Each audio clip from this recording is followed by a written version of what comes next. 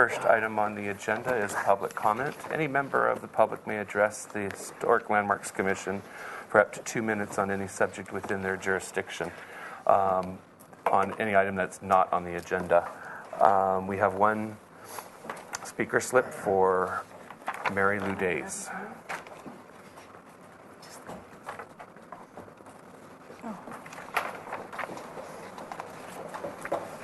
Please introduce yourself and say what you'd like to. Thank you, Mr. Chairman. I'm representing the Safe Passage Mission Canyon Task Force, and I'd like to encourage all of you who are available to come to the walkabout a week from today. I think it's at 2:30. We will be meeting at the Pepper Trees at the corner of Laguna Street and Plaza Rubio in Mission Historical Park, and I'll give an historical overview first, and then we'll walk you just a moderate distance, and we really encourage you to all be there. And Thank you. Those are the pepper trees that are down by the AC Postal. Rose Garden. Rose Garden. Yes. Okay. And thank you for using the proper terminology.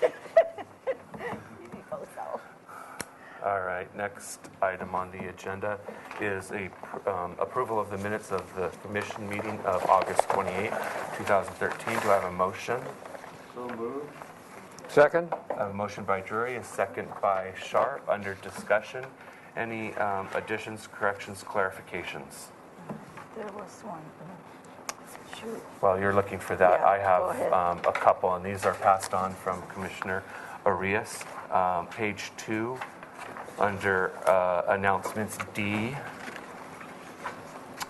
there was a discussion about in the future all of the information such as conditions of approval on a project that they be mailed to the commission in our packets beforehand. I think Mr. Limon committed to that. I think we need to memorialize that under announcements. And then on page 11, not sure where you want to put it, but we did mention that a tour of the Art Museum project would be arranged. Mr. Chair, I believe you had taken a We already voted? straw vote. Okay, and it doesn't have to go under the motion, but could you just make it as part of the comments above the motion?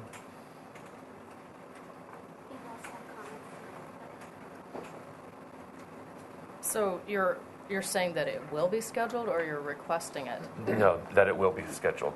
You said that you'll schedule it, or that staff would help schedule it. Just curious. So why is the site visit being requested? Just out of curiosity. To familiarize ourselves with the project. Okay. That's usually what a site visit does. I understand, but I can't remember the last time you all went on a scheduled site visit. So it seemed very unusual because, anyway, I'll be glad to put it on there. Yeah, I think it was the consensus of the commission that It wasn't. I counted. That's why I didn't add it No. in. But it doesn't matter. You can certainly have a site visit if you like. Mr. Limon, did you want to add something? Yes, as I recall, I was here for that discussion, and there was interest among some commissioners to want to go do the site visit. So if your question is, can we arrange for that, for those interested people? Yes, we can. Okay. Versus individually commissioners, Right. I don't think we want to do that. No. So we'll work on something Okay. like that for those interested. So it's for those who are interested. That's correct. It's available. It's available. Right. Okay, Correct. thank you. Thank you, Ms. Gantz. Anybody else? Mr. Chair, Mr. Lavoie. on page 11, in the comments, bullet I, I don't understand what that statement means. So the statement reads, study light that goes in through the entranceway. Unfortunately, Ms. Arias is not here, and she's the one that made that comment. Okay, let's see if we can refine it. Something about the ability to see through to State Street and that lower, something like that. No, you can't. No. Mr. Chair. Yes, Commissioner Murray. I just saw the television review yesterday. Uh-huh. So my memory of it was Orias was talking about the light coming through that proposed doorway. The proposed the- doorway in the rear? Yes, Uh-huh. and how they were proposing the way it was because they wanted more light. And anyway, that's all I remember Okay. through that, not the front, but that proposed new, anyway, whatever. Let's see. I guess we just need to define which elevation.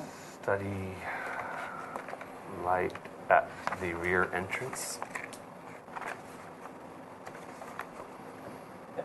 How about say study openness at the, I'm saying it's about the openness for the light. Okay. So study Okay. openness of rear entrance. Okay. Might- So we want to rephrase that to say study openness of the rear entrance. Study, Transparency would be a better word. Okay. Transparency, study transparency of the rear Comedy entrance. of refinement here. okay. Okay. I have one. Yes, Commissioner. Yeah, I'll go. Go ahead. Commissioner Murray. On page 5, at the top on their motion, it says, provide to Magnolia St. Mary? Is that the name of the tree? No, that's a Oh. hybridized name. Yes. Oh, okay, to Magnolia St. St. okay. Mary. Maybe you should say St. Mary. The St. but- Mary should be in quotes. Yeah, So okay. S, quote before S, and a quote after Y. Okay, thanks, that's it. Okay, Mr. Sharp. Did you have anything? I have nothing. Commissioner Jury? Chair, yeah, just, this is a small thing. It's just page 11, bullet point P. The band of windows on the east elevation is a little 2 TOO. Contemporary? Okay, page 11, item P, the band of windows on the east elevation is a little TOO, contemporary. Now, I don't know if this is important, but I do remember there was a bit of discussion on the Anapamu elevation remaining simple. On which elevation? The Anapamu elevation of The loading dock? Keeping that simplicity, I don't really see it in here. Maybe It's in there. maybe item N takes care of it. It's more or less under N. N as in It is, Nancy. yeah, okay. Yeah, that I agree. That That's- work? Yeah, that's a Okay. good enough comment. Anyone else?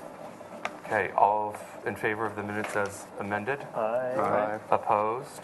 Abstain. Abstain. One abstention, Murray.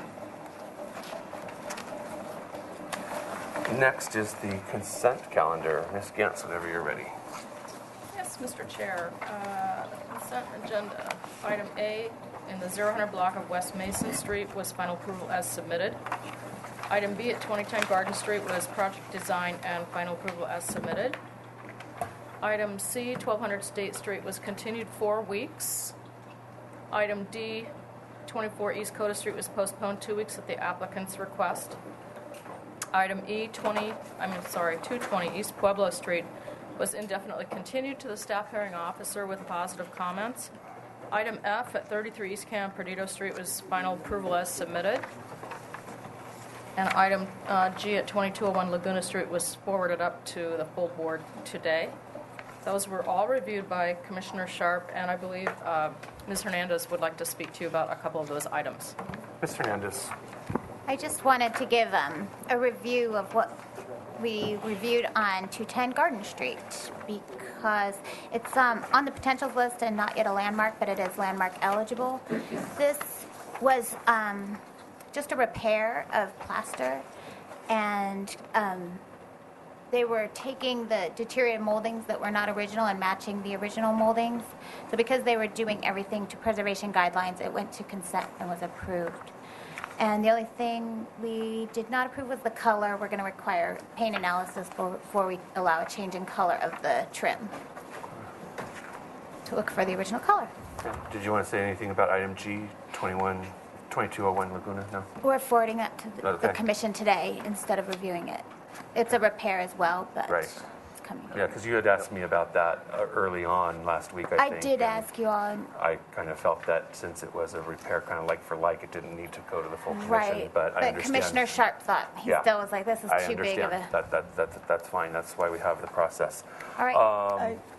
Yes. Yeah, I just thought what would be good is to, if there's a way that description is part of the proposal, to say that this repair will match original, because I just read that and alarms go up.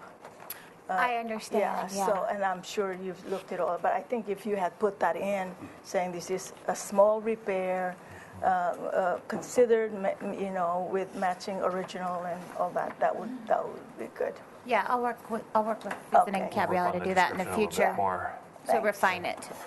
Thank you, Commissioner Sharp, for doing the consent calendar. Do I have a motion to ratify? So moved. Second?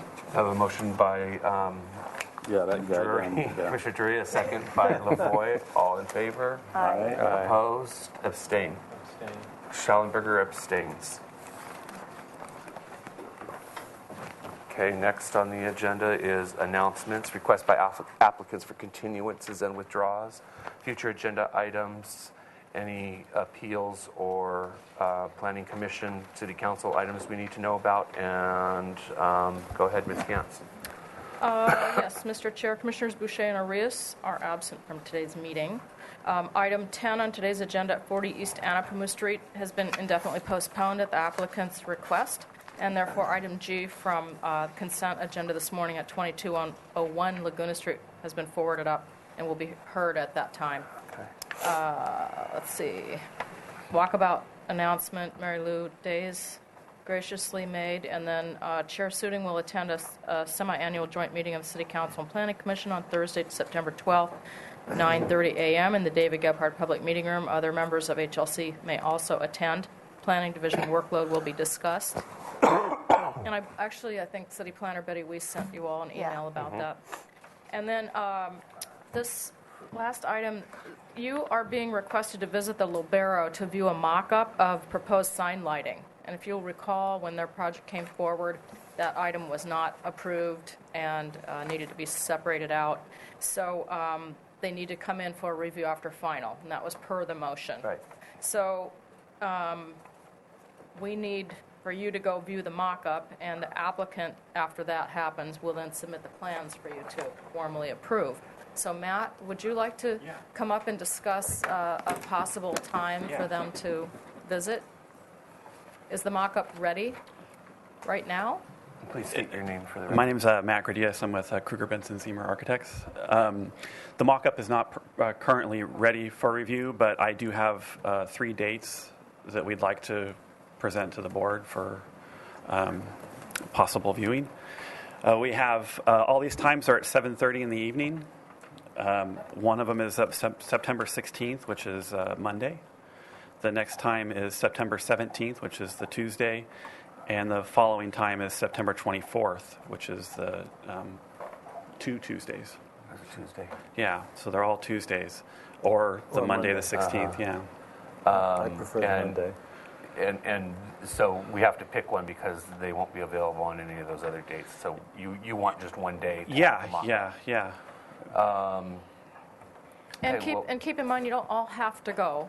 Maybe you could choose 3 people to go. You know what I mean? You're not all required to go. So if it's a hardship for someone, then Well, So I think send I the would like experts, to appoint Commissioner Winnick and Commissioner Drury to go. yeah. So what Monday day? works for me. Monday? Tuesday works for me. I'm every Tuesday at 7:30. I'm tied up. Maybe we need to appoint a different commissioner. I mean, I could bow out. Okay. Sorry, Michael. you're teaching a class. Is that? You're teaching class, and I have something too. So So we both. Tuesdays work for you. I'll go on Tuesday. So which Tuesday do you want? The The sooner? sooner one, yeah. 17th, I think you said. 17th? 17th, yeah. We'll have everything prepared 7:30 to 17th. It is a construction site still, so Do I have to please. bring my hard hat? Yeah, bring a hard hat if you can. Wow. Yeah, just so you know. So that's Tuesday the 17th at 7:30. Yeah, Thank you. thank you. Thank you. Great, thank you. That's all I had. Okay. Any subcommittee reports? None? Mr. Chair, Commissioner Drury? I need to leave by 5:30. We may, let's see, we might lose a quorum. By Yeah, 5:30? 5:30. Yeah, I think 5:30. he's Well, good. we'll be done by then. We'll be done. It's you. 3:50 Yeah, is the last. Let's get started. Okay, yeah, a lot of these items are very, how do you say, sort of rubber stamp or very straightforward, so I don't want to spend a lot of time discussing them. We need to give them their due time, but let's try and get through and keep on time. First item then is a discussion item. Item number 1 is the Italian stone pines on the 300 through 700 block of East Anapamu. We have Tim Downey, City Arborist, Urban Forest Superintendent, present. Please introduce yourself and give us a presentation. Hello, Tim Downey, Urban Forest Superintendent, also known as City Arborist for the City of Santa Barbara. Welcome. Welcome, hello, Chair and Commissioners. Wanted to update you on a little bit of history and advise you on the condition of the historic Italian stone pines, and it's actually a correction. It would be in the 300 through 800 blocks. Thank you. Of East Anapamu. And that was my error. I gave the wrong blocks to the... Ms. Gantz, could you pick that up on the description that it's 300 through 800 block of East Anapamu? It's 300 through 800? That's correct. Thank you. Go ahead, Mr. My apologies for that. The 800 block, which runs between Milpas and what is now Alta Vista, was planted in 1909. The remainder of those blocks were planted in 1929. At that time, the roadway was a gravel roadway, single lane. The trees were specifically placed well back from that roadway because of their growth habit and style. Since then, we've grown. The roadways were built out. We've placed sidewalks out there. Ever since those roadways were built out, the trees have been fighting back. The result of the trees fighting back causes the city to fight back.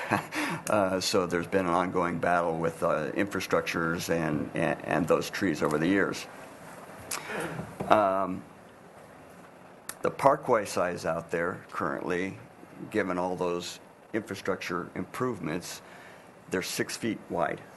What that means is there's 5.5 feet of plantable space along with the length of the parkways.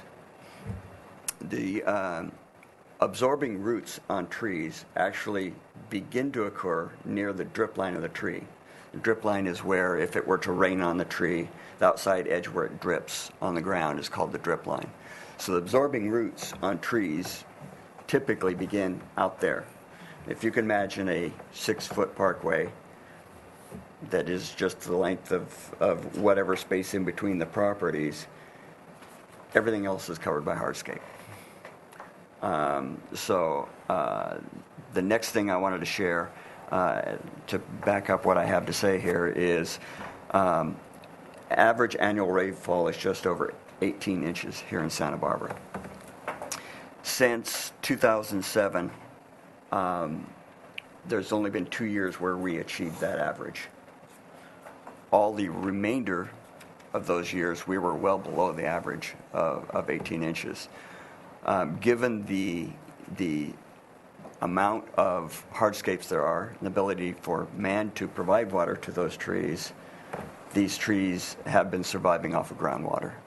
It's the only water available to them. In this drought situation, they're struggling big time. We lost one a couple of years ago by the church at the corner of Garden. Just recently, we removed one at 409, and I want to go over that in a little more detail in a minute. There are several others that are really looking very poorly, and in fact, one other one has died at this point. We haven't given up hope. Over these years, during these drought situations, we've assigned staff to attempt to provide additional water where we can. Our water staff, we have one water truck, and he works full-time to water trees that we've planted throughout the city. It's a full-time job for him to water those young trees to get them established so that they can survive on their own. We've taken away from those trees to try to provide each summer additional staff support to try and provide extra water to these historic trees on East Anapamu. At 409 specifically, we were contacted originally. I mean, we inspect the trees. I've been looking at those trees even longer than I've been here. But we inspect those trees regularly. It's a pathway we take to get around through town regularly, so we're always looking at those trees. But we were contacted specifically by the owner at 409 in January of 2008. He was concerned about the condition of the tree. We looked at the tree.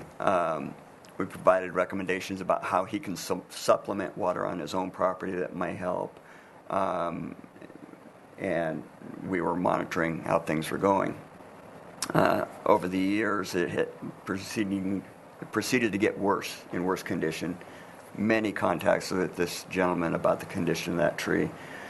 In January of this year, he contacted us again to say that the tree was dead. Upon our inspection, there was a few green needles left. We advised him that, we're still wanting to monitor the tree, given the fact that it's a historic tree and the fact that it's not in imminent danger of falling, wasn't a danger to the public. We wanted to give it every chance that we could. Now, 8 months later, with no response and all the needles dead, it's not coming back. So we removed that just a couple of weeks ago. Stump still remains. We need to get that. Just want to remind the commission that municipal code dictates how we manage those trees. The director of Parks and Recreation, since it is a street tree as well as a historic tree, has discretion over the maintenance of that tree.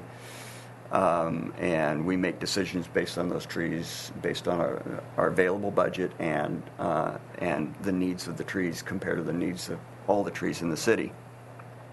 As I mentioned before, we did put significant efforts towards trying to make improvements in these specific trees at the cost of other trees in the city. Not that we're losing those trees, but we try and balance things.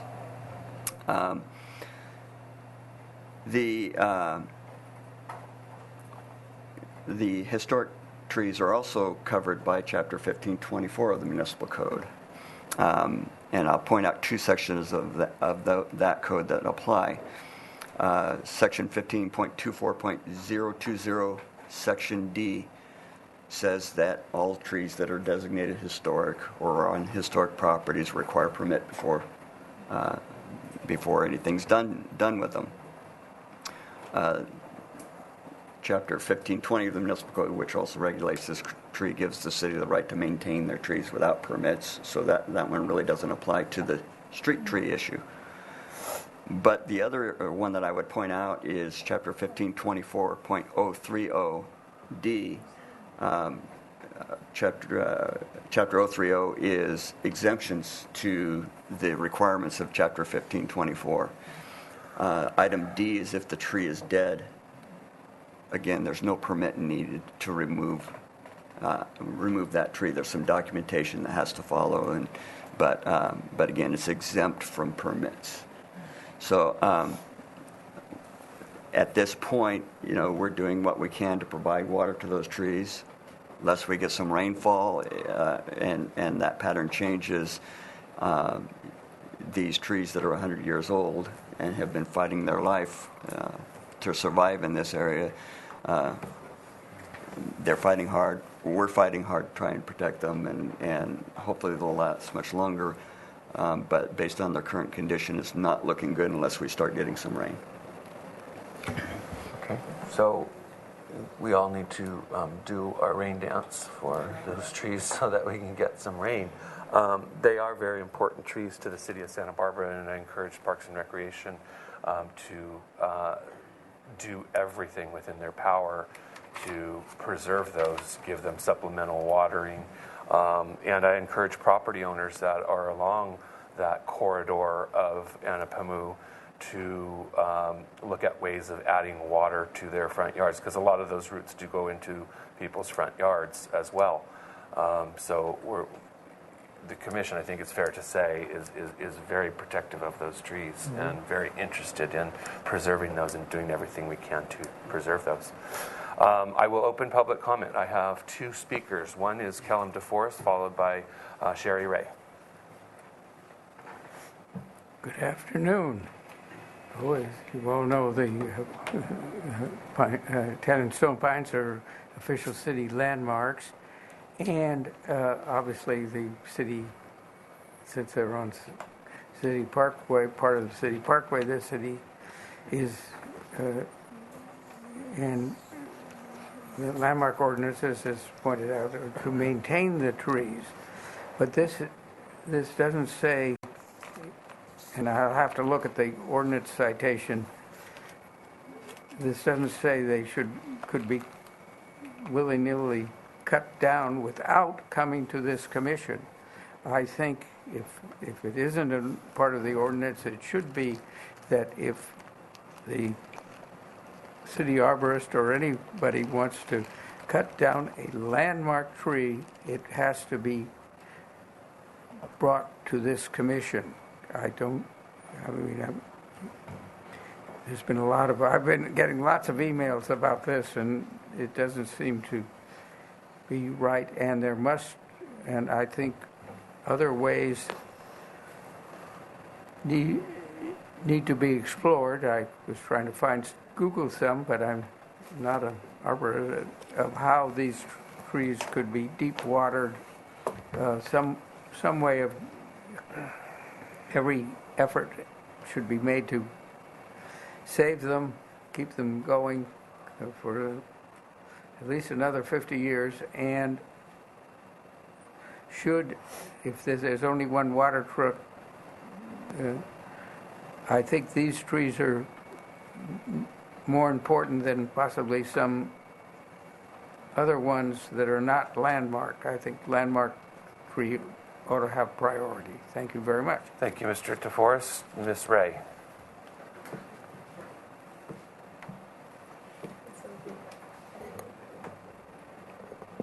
Thank you. It's nice to be here today. Please state your name. My name is Sherry Ray, and I live on Victoria Street, just a couple blocks from where the trees were just recently cut down. The tree, and there's another one that's going to be cut down. Welcome. Thank you. Mike Payhouse, a former park superintendent, is a friend of mine, and I recently, on a project that I was working on, asked him what his most vivid memory of Pearl Chase was. And I'd just like to explain a little bit of the perspective on these trees and how much things have changed. He wrote, my most vivid memory came when I was city park superintendent. We were trimming the Italian stone pines on Anapamu Street rather radically. My phone rang and the receptionist said, Miss Chase is here to see you. Yikes, she was here in my office. She wanted to go look at the Italian stone pines being pruned. When we got there, she pointed to the trees and said, look at that butchery. Well, the trimming was radical because the street department had to lift the pavement and take 2 feet of subsoil out to repave the street, and they were going to do the same to the sidewalk. An enormous amount of tree root would be destroyed in the process because Italian stone pines are very shallow rooted. I told her that I had checked with several arborists in town, and they all said that the crowns of the trees must be reduced in proportion to the reduction of the root system. She was silent for a moment, and then she said, I see. She then drove me back to the office. Thinking back, the local park system administration business is a very nose-to-nose type of business. People love every stone, bush, and tree in their neighborhoods and those beyond the parks. That important lesson was taught to me by the best in the business, and that was Pearl Chase. And back in those days, we used to put a label on trees before they were cut down. Can I get City TV on the table, please? Go ahead. And I was very surprised when I came upon the stump of that tree a couple weeks ago, and kind of shocked because I walk that regularly and I never saw any kind of notice. And I think because we are so caring about particularly those historic landmark trees, that they at least ought to be noticed, and so the public could get a sense of, oh my gosh, this tree's going to be cut down. Not to raise a ruckus, but to be informed before it's simply removed. And I'd appreciate it if we could come up perhaps with some kind of an emergency plan to help try to save these trees instead of just cutting them down. Thank you very much. Thank you. Okay, I will close public comment, bring it to the commission for questions. Commissioner Schallenberger, you have any questions? So what mitigation measures are being taken? For example, planting elsewhere or replacing hardscape with permeable paving at the drip line or the root absorbing areas? Commissioner Suding and Chair, I'm sorry, I don't recall your name. Schallenberger. Schallenberger, thank you. Chair Suding, Commissioner Schallenberger. The city has a policy of looking at available space under our current guidelines to plant trees whenever space is available to do so. At present, the stump is still existing. We need to remove that stump before we can determine whether or not space exists at that location to plant another tree. As part of that process, we call underground service alert, and they mark where underground utilities are, and that's helpful in that decision process. Regarding any projects that I'm aware of for hardscape construction, I really can't answer that question. I'm with Parks and Rec, and any of those projects would be with community development or public works. Okay. Also, is any consideration being given to planting in other locations where future growth of Italian stone pines would be, they'd have a better chance of survival, for example, in city parks and areas where they're not in a 6-foot parkway? Chair and Commissioner Schallenberger, we are currently going through a process to develop an urban forest management plan. Part of that plan is to look at areas where we can provide space for larger canopy trees. So that is something that's in process right now. Commissioner Winnick, any questions? I'm good, thank you. Commissioner Lavoie? What's the normal lifespan of an Italian stone pine? 200 years. In a healthy environment. Yeah. Chair Suding, Commissioner Lavoie, that 200 years would be in its natural habitat and unobstructed. When you construct around trees or other living plants, it impacts their ability to survive for their full life expectancy. Okay. Commissioner Murray? I was wondering if you have a disaster preparedness for the landmark trees, especially these ones. I mean, we talk about disaster preparedness for historic buildings, the landmarks. September is Disaster Preparedness Month. And I was just wondering if there's been thoughts about really sort of a comprehensive way we could have a, this is to me is a disaster, and if there was a way to really get all of the neighbors and even all of the Tree USAs, whatever ways that we say this is really, we're preserving the courthouse, and so what is a disaster preparedness? What can we do?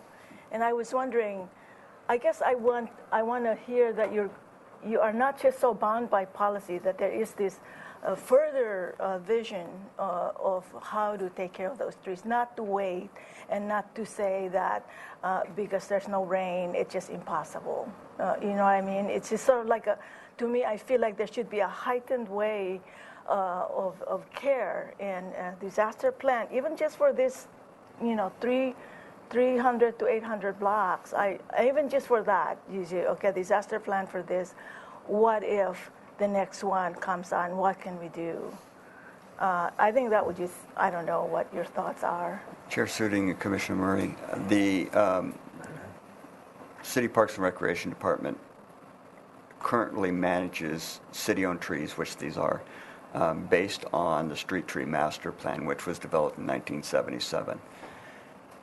It's way overdue for updating. That's why we're going through this process to update the Urban Forest Management Plan, and portions of that specifically address historic and specimen trees and how to manage them in place as long as possible.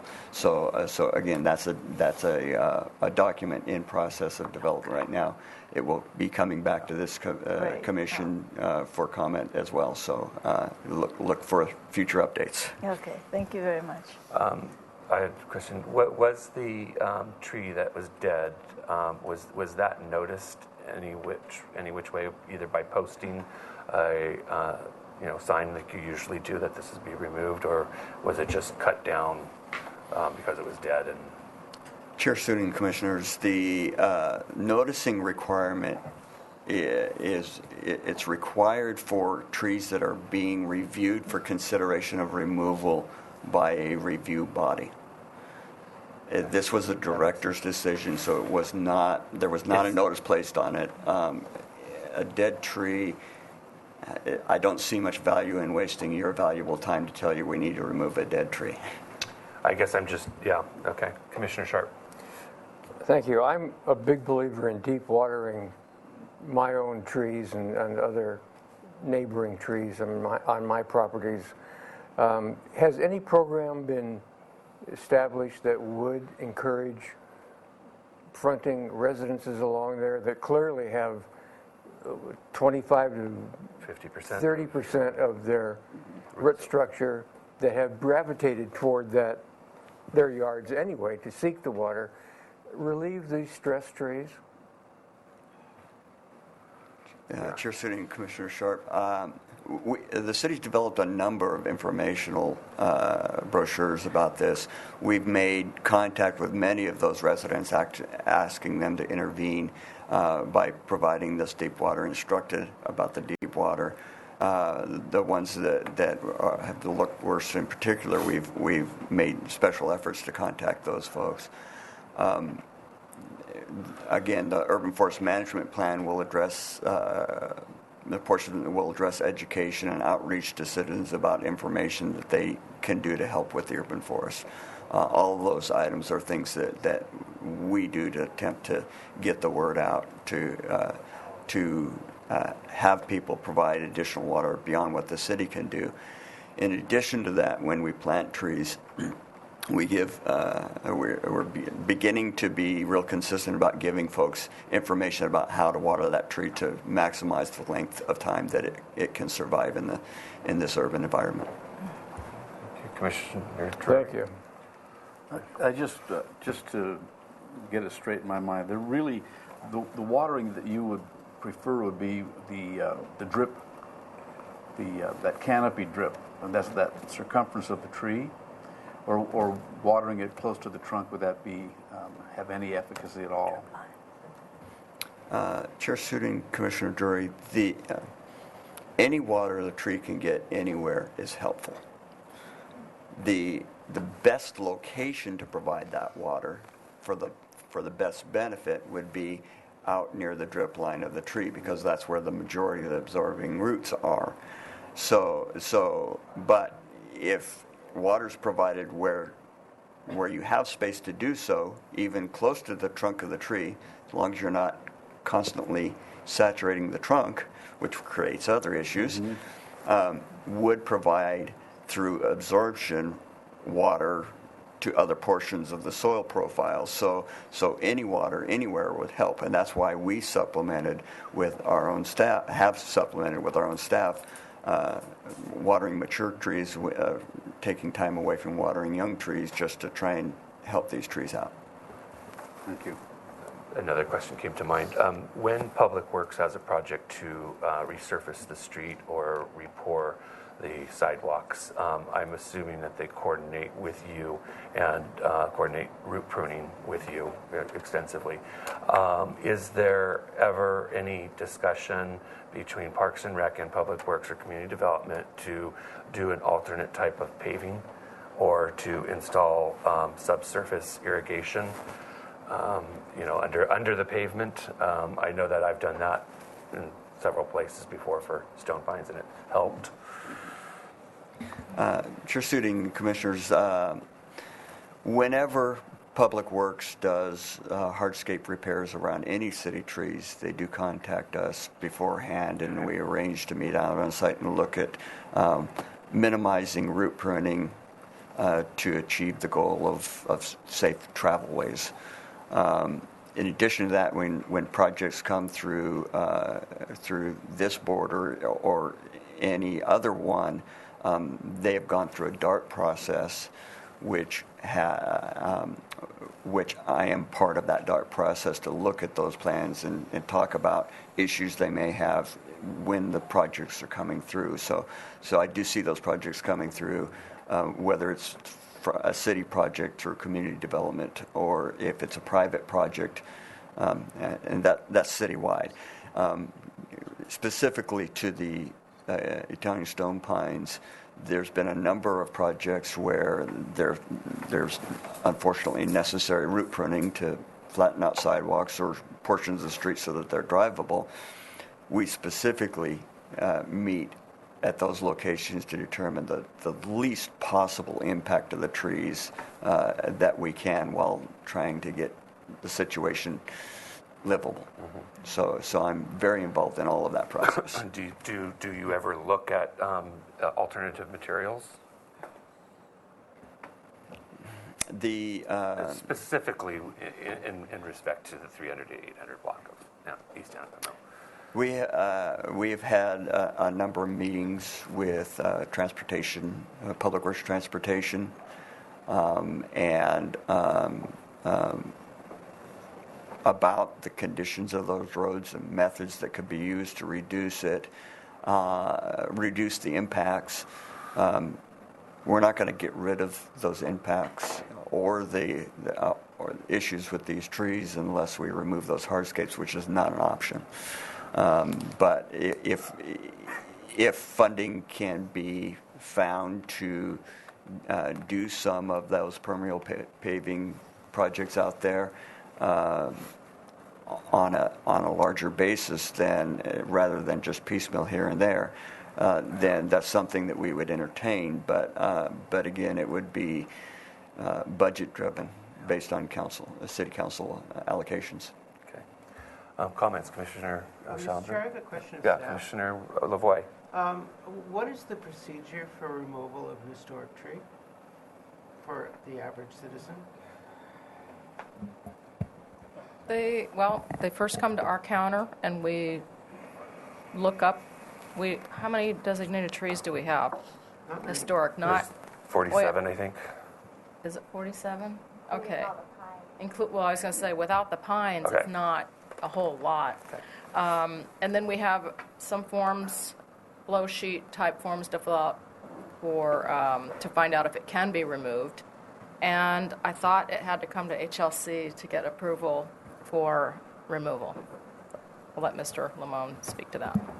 Yeah, as Mr. Downey indicates, Jaime Limon, Senior Planner, the regulations are more clear for private property with respect to the city wanting to get involved and making sure that they can take out the tree. So if someone were to call the city to say they want to take out a historic tree, that would most likely be here at the commission's level. Staff would not entertain doing that unless it's dead and they have this exemption. Even if it's dead? Yeah. Now, what I've asked Mr. Downey to do and to alert the public is to give us a courtesy notice to let you be aware that it's going to happen or it has happened. Since he seems to think that some of these are not in danger of falling, there would be time for us to be able to advise you that this is coming down, just as a courtesy. Again, I don't think there's a debate if it's dead. If the tree is dead, it will most likely have to be removed. And there are some instances where a tree was removed because it was in imminent danger, and there is a provision for the city arborist also to direct that removal or partial removal of the tree if it's in danger of falling into the public. And we had one on, I think right next to the Arlington, the silk tree there, that was also removed. And I know this commission was upset about that, but again, that the city attorney said if it's in danger, take it out rather than risk the liability. And we did report that to you, and we did plant back a substitute tree.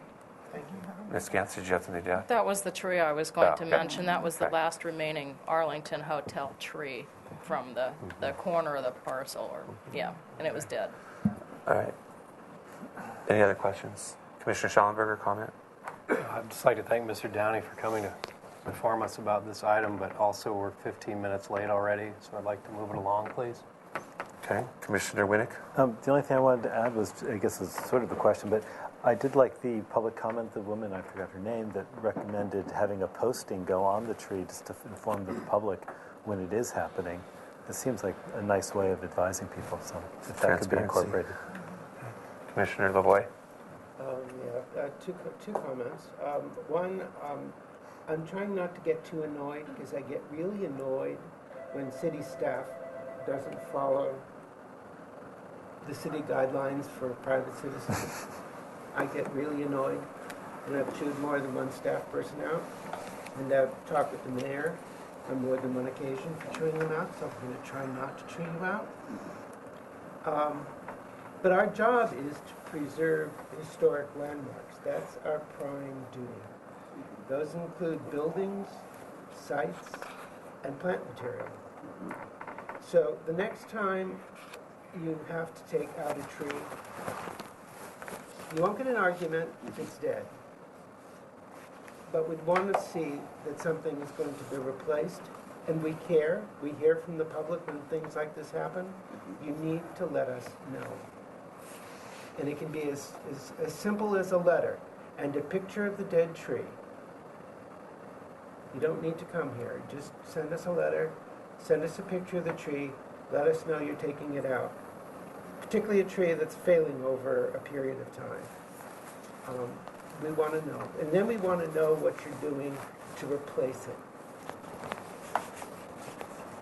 That's okay. A major comment. But the other comment is the cities has an exemplary stormwater management program that requires private developers to install permeable paving whenever stormwater needs to get into the earth. This seems like a prime place for the city to put its own policy into use for the viability of these trees. Commissioner Murray? I really endorse all the comments that Commissioner Lavoie made, because it's just, I'm not going to add any more, but I'll be looking for a disaster preparedness for these trees. I think if we have that in place, then it really helps protect, we are always be on the proactive rather than watching a tree dying and making judgment each day on whether to send a truck over there or truck over here. I just don't think that's a good plan, because it just needs to say, this is a landmark and we are going to take care of it. This is the way. So that's, okay. I'm hoping that Commissioner will come Sharp, true. anything to add? Only that I firmly believe that every tree to be removed by the city, by private parties, should be noticed, similar to Sherry Ray's exhibit. An 80-foot podocarpus was taken down with no notice in front of a building that I owned and replaced with a 5-gallon podocarpus that I am the only one that ever waters it, that I know of. And to dump an inch or two of water on the surface of a parkway and move the truck down the road doesn't get an inch or two into the soil and does no good. And if it's noticed, it isn't a surprise, and you get a lot less angry, I got to tell you. Commissioner Jury, anything to add? The only thing I would add is that I think everything should be done to enlist the neighborhood in the preservation of these trees. You really have a problem along the Santa Barbara High School elevation because of the big stone wall and the basketball courts below, but every other place that's bordered by homes that should be enlisted, and everything should be done to save. I'll just add that I would like you to, you and Public Works, or Parks and Rec and Public Works, to work on some solutions for allowing water to infiltrate the root zone whenever there is a Public Works project. It sounds to me that there isn't a lot of communication there. And additionally, explore other opportunities as simple as installing a monitoring well type situation in the pavement where you can add some deep water and key points to that. You've heard us. These trees are important. Okay. Thank you, Mr. Downey. Appreciate it. Thank you. Very much appreciated. Okay, next item on the agenda is a miscellaneous action item, resolution of intention for 117 West Mason Street. The commission is requested to adopt a resolution of intention to hold a public hearing at 1:45 p.m. on September 25th, 2013 to consider recommending the house at 117 West Mason Street to be a designated City of Santa Barbara structure of merit. Ms. Hernandez. Yes, I'm handing out the draft of the staff report that'll be presented at the next meeting. This property had a full structures report and addendum qualifying it to be a structure of merit, and the addition was reviewed as per CEQA and through this commission, and the addition is complete, and we're moving forward with the designation as a structure of merit, and they have signed a waiver of the 60-day noticing period, so it'll be back to you at the next hearing. And it will also be coming in for a Mills Act application, which we're excited because we really want people to utilize that great opportunity in the community. Okay. And so I recommend adopting the reso of intent. Okay, I'll open public comment. Seeing no speaker slips, I'll close public comment. Commission have anything to add real quickly? Somebody want to make a motion? So moved. Second. We have a motion by Lavoy, a second by Murray. All in favor? Aye. Opposed? Abstain? Motion carries. Slowly catching up here. All right, next item is a miscellaneous action item for 220 East Pueblo Street. This is item number 3. This is a request by staff to add the building at 220 East Pueblo Street to the city's list of potential historic resources. Ms. Hernandez. Yes. As was in the summary, and there's some pictures to go with it here. They didn't include pictures because it was just a letter report that I initially requested because I did not know the significance of the building. The report came back that the building is significant as a structure of merit based on its association with artist Lila Marshall Harkoff, and who is a vernacular artist, and its association with architect Luda Maria Riggs, and its ability to contribute to the neighborhood streetscape. And we recommend adding this property to the potentials list. Okay. I will open public comment. Seeing no speaker slips, I will close public comment and bring it to the commission for discussion. Questions? Anybody? Anything? Somebody want to make a motion? So move. Second. We have a motion by Sharp, second by Lavoy. All in favor? Aye. Opposed? Abstain? Motion carries. Okay, the next item on the agenda is item 4. This is the 500 block of Brinkerhoff Avenue. It's a historic structures report prepared by Applied Earthworks Incorporated. The report found that the proposed changes meet the Secretary of Interior standards and guidelines, and the project impacts would be considered less than significant. Ms. Hernandez. I reviewed the report, and I do support the report's conclusions that the change of pattern of parking from parallel to angle does meet the state CEQA guidelines of the MEA and the Secretary of Interior standards. Okay. I am going to open public comment as soon as I get the speaker slips. Or not for this one? Okay. I'll open public comment. Seeing no speaker slips, I'll close public comment and bring it to the commission. Does the commission have any questions? Yes, I do. Yes, commission? Sorry, there is one here. Okay, My and it's for item notes 4? don't match my agenda numbers. Okay. So, sorry. I'm opening public comment. Item 4. For item 4, this is Mr. DeForest. Mr. DeForest. Yes,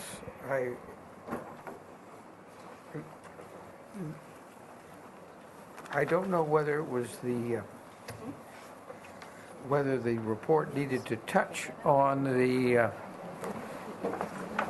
planters that currently exist that were put, that quote-unquote temporary planters that off of Haley Street, and they were not commented on, and I'm sorry, Mr. DeForest, I'm going to interrupt you for a minute. Seems like we have more speaker slips coming in, and I need to know about those. Also, I'd like the graphic that's on the screen taken off the screen.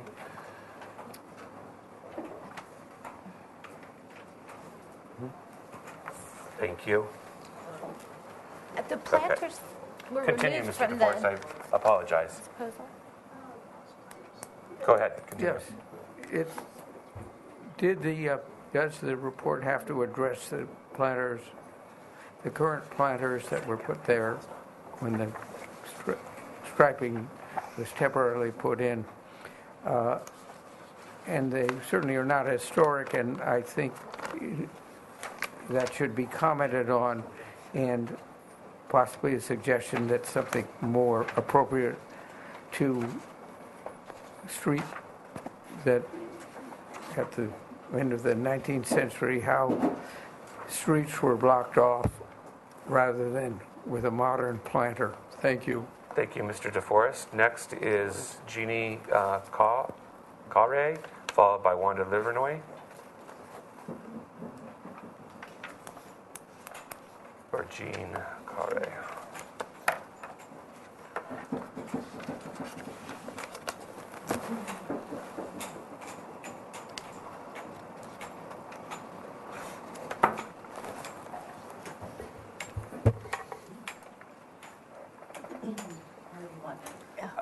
Anywhere you want, anywhere is comfortable. If you want to sit right in front of us, that's fine. All right.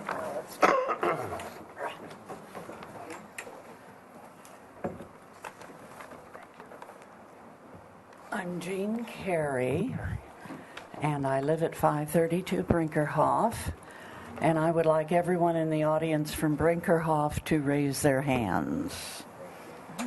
Okay, we have at least 8 people, maybe 10.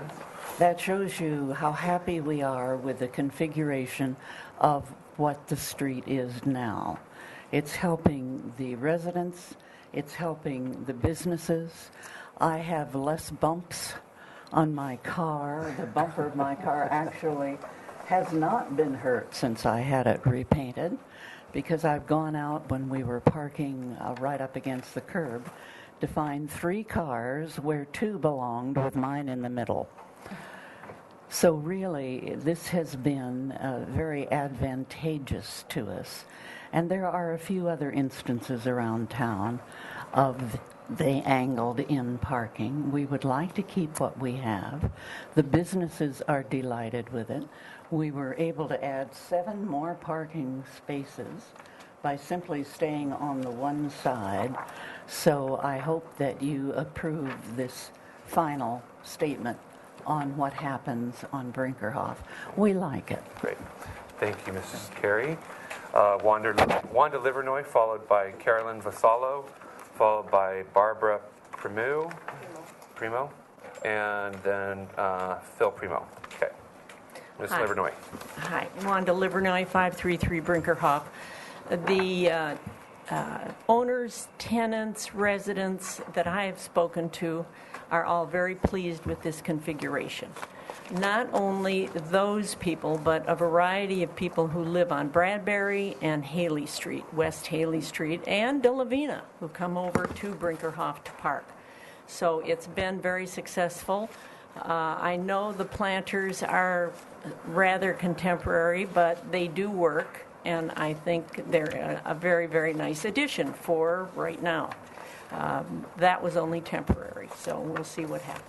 Okay, thanks. Thank you, Ms. Livernoy. Carolyn Vasallo, followed by Barbara Primo.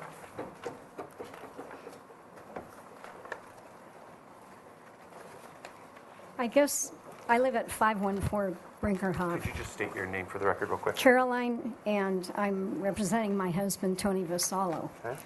We remain a little bit confused as to why the HLC is revisiting this. As I recall, originally the HLC voted 100% against the diagonal parking. City Council voted to accept the diagonal parking plan, largely due to what appeared an almost unanimous neighborhood vote for it. However, there was never any neighborhood meeting regarding the issue. It was done as a petition process by several people in favor of the diagonal parking. So we were really probably the last people to know about it. I spoke with city historian Jake Jacobus, who was strongly against the diagonal parking. because it changed the aesthetic on Brinkerhoff tremendously. It certainly does from our vantage point, but I think it does from any vantage point on the street. It used to be a concept, and this is how we contracted, I believe, into the historic landscape plan. It was a bowl shape, not just on the two sides of Brinkerhoff, but also at the end of Coda and also the end of Haley, in which case the bowl provided a wonderful vantage point from every single viewpoint, and the street could be viewed as people walk down the street. It became a together area, a together community. I believe the people who voted in favor were sincere in their self-interest and their commercial rental interests, but I don't think they were honoring the distinction of landmark district or historic preservation. I think some of the reasons for self-interest were valid, but I don't think that these reasons supersede the designation and the honor of a historic landmark designation. I feel that in another 50 years, we'll all be gone, but Brinkerhoff, the entirety of that Brinkerhoff district, will still be alive and well, hopefully, as what it was originally and what I think the aesthetic was meant to be. Thank you very much. Okay. Barbara Primo, followed by Paul Primo. I didn't know I had to speak, but I have to speak. I love it the way it is. It's convenient for my mother, who's 100 years old. She can get out of a car, which she can't get out of a car unless I get her on the other side of the street where there's a driveway. She can go up one step. It's convenient for everybody. It's been the best thing that's happened in the last 2.5 years, I think. There's more parking. Still, you don't have enough sometimes, but we have 7 more than we would have had. And I know Santa Barbara doesn't mark their other type parkings, so we get a lot of, and then when trucks come to deliver UPS, they just park over on the side and don't interrupt any traffic. It's just, it works. Okay. And I would love to have it stay. All right. Thank you. Thank you. Paul Primo, followed by Carl Hightower, and that's the last speaker slip I have. Paul Primo, 524 Brinkerhoff. Originally, if they want to put it back the way it was originally, we're going to have to block off the whole street and have horse and carriages. But that's totally ridiculous. We can't do that. We worked very hard getting City Council to accept this, and the reasoning is not selfish. It's far less traffic than we used to have. There's been no accidents that I know of since it's happened. Nobody's got a door ripped off by traffic on each side, and then it's pretty narrow. And but now we have all kinds of room. We got more parking. As my wife said, the delivery trucks can park on the side that there is no parking, and there's plenty of room for any traffic to go through. Even a fire engine can make it. We're set in stone as far as we're concerned. If it doesn't get passed, we're going to go wherever we have to. Okay. Thank you, Mr. Primo. Carl Hightower.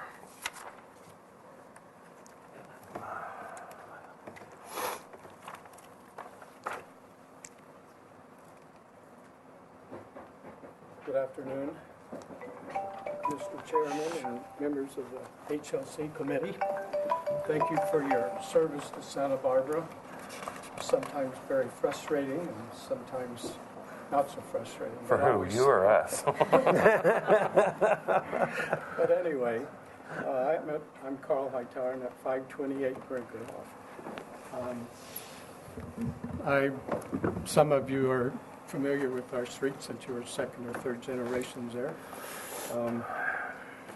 You know that prior to our one-way diagonal parking, we had two ways traffic as well as parking on either side. And we did have more accidents at that time.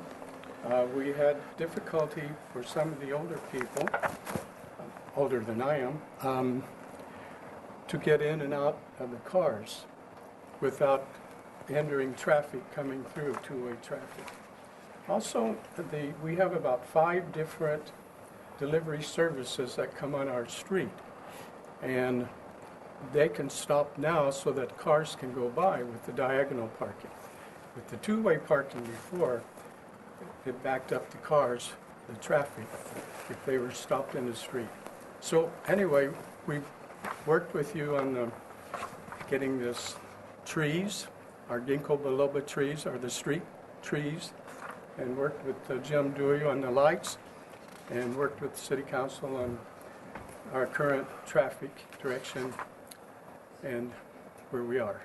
Thank you very much. Thank you. Thank you, Mr. Hightower. I will close public comment and bring it to the commission for your questions. Anybody have any questions? I do, Mr. Chair. Commissioner Lavoie? Yeah, we usually don't hear from the Jessica. applicant unless we need to have. If you have questions, just. Yeah, okay. You can stay there for now. If you need procedural stuff, I can. Yeah.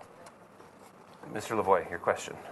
This is coming before us again because the original permit was for a temporary permit.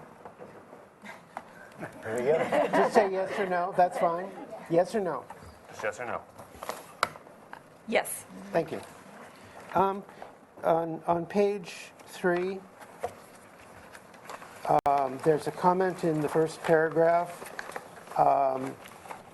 angled parking, and ending with flow of traffic. And It's then about 2/3 the way down. Right? yes. Can we get the table monitor on? Thank you. Right there. Angled parking will improve the flow of traffic. What's your question? And there's another question on page, it'll be part of the same question. Page 25, second paragraph, the beginning of it. The streetscape of the Brinkerhoff Avenue Landmark District is currently congested. Where is that? Second paragraph, first sentence. Am I on the wrong We're page? on the wrong page. 25? Page 25. I tore that page out. Okay.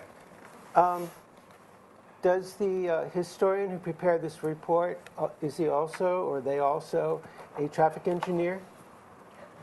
Or may I have the attribution for this bit of information? If it is, in fact, the applicant and not the historian? It's currently congested.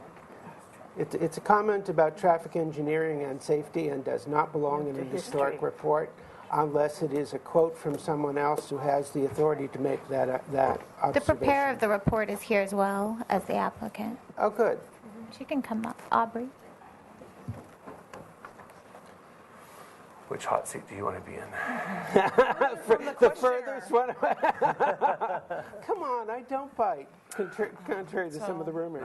Aubrey Morlett, I'm with Applied Earthworks. Hi. I don't believe these two comments belong in a historic report in that they are not within your authority to make as an historian, unless, of course, you're also a traffic engineer. No, not last time I checked. And, Okay. I would say that these kind of comments, and especially page 3, I believe it's part of the project description. Yes. It's probably where that information would have come from. Then it belongs in the project description and not in your commentary. Okay. So the one on page 3 is okay because it's part of the project description. It's part of the project description. But not in the summary. Not in the summary. Got it. Okay, thank you. That's the only question I had. Any other questions? That was a comment question. That's fine. No? Any comments? Mr. Chair? Yes. I cannot accept the report. I disagree on page 25 that this change in configuration does not affect the setting and feeling of the street as it historically appeared. Is that a motion? I'd like to hear from any other commissioner. Okay. Any other comments on regarding that? Mr. Chair, I'm not sure when angled parking was popular in Santa Barbara, but it was certainly popular around the turn of the century. And there's aerial photographs in the teens and 20s of angled parking on State Street, in front of the Seaside building. And it may not be completely contemporary with Brinkerhoff, but it certainly opens up that streetscape. I wasn't for it when it was proposed. I was on the commission, but the practical application of it seems to be much less cluttered. So while the report, the conclusions on page 25 may be out of place, I think that the practical application of this angled parking on Brinkerhoff is salutary. Thank you. I'll weigh in as well. At first I didn't agree with the angled parking. I think that it did significantly change the streetscape. But then I had to ask myself, well, what was this streetscape back in the late 1800s when this block was established? And, we didn't have cars in the late 1800s, to my knowledge. And so what was there? How do we pick a point in time for that streetscape? We can't, unless, as one member of the public said, we went back to horse and buggy.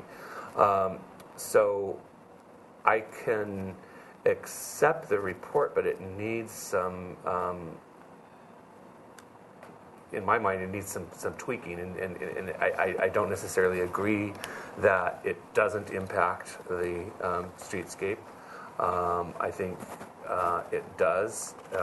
It doesn't necessarily need to be mitigated, but it needs to be recorded.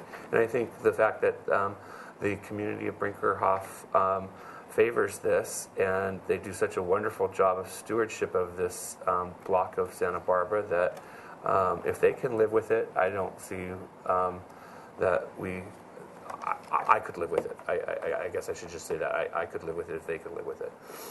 Mr. Chair? Yes? There's a further point, and it's somewhat about safety. The one-way ends dropping the vehicles onto Haley Street.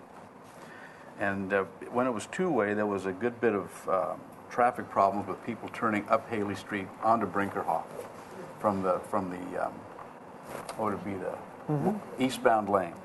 And I think this eliminates that problem entirely, and I'm all for it. Mr. Chair? Yes. We are not here to vote about traffic safety, or it's not in our purview. Or what's good for the neighborhood, actually. What we are here for is what's historic and whether it's inappropriate in a historic district alone. If commissioners make the finding that it is not historic and that the current proposal really it doesn't create an anti-historic or is detrimental to the historic status of the neighborhood, then they can vote in favor of it, and for no other reason. At least the report. Mr. Chair. Yes, Commissioner Murray. I am very glad to have this report because when this came before us, I remember speaking very strongly that it shouldn't be in angled parking. And I was actually called by Wanda Livernoy on a private meeting where she basically kind of chewed me out for having Wanda that. would never do that.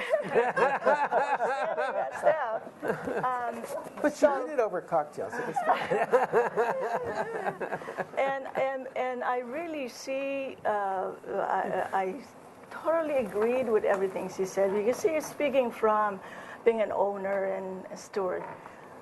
But at the same time, like Mr. Lavoie, our charge is this is a landmark district, and that's how we view this. And I remember speaking at council about that. You can fault me for everything, but we are bound by this thing. And so I would like to see this, and I think what I am uneasy with the report, the part that I do not agree, is that the impact of this is, it says here on page 25, it says, Last paragraph. yeah, last paragraph. Last sentence. Last sentence. It basically says, providing that the street will not be widened, yeah, setbacks will not be changed, yes, I understand that. Character defining features will not be eliminated, yeah, and hitching posts, you say all that. Proposed changes to Brinkerhoff Avenue Landmark District will not further impact design, setting, feeling, and association of the district. I totally disagree with that. I would agree that it could be under standard reversible, like you put a swimming pool, it's a reversible.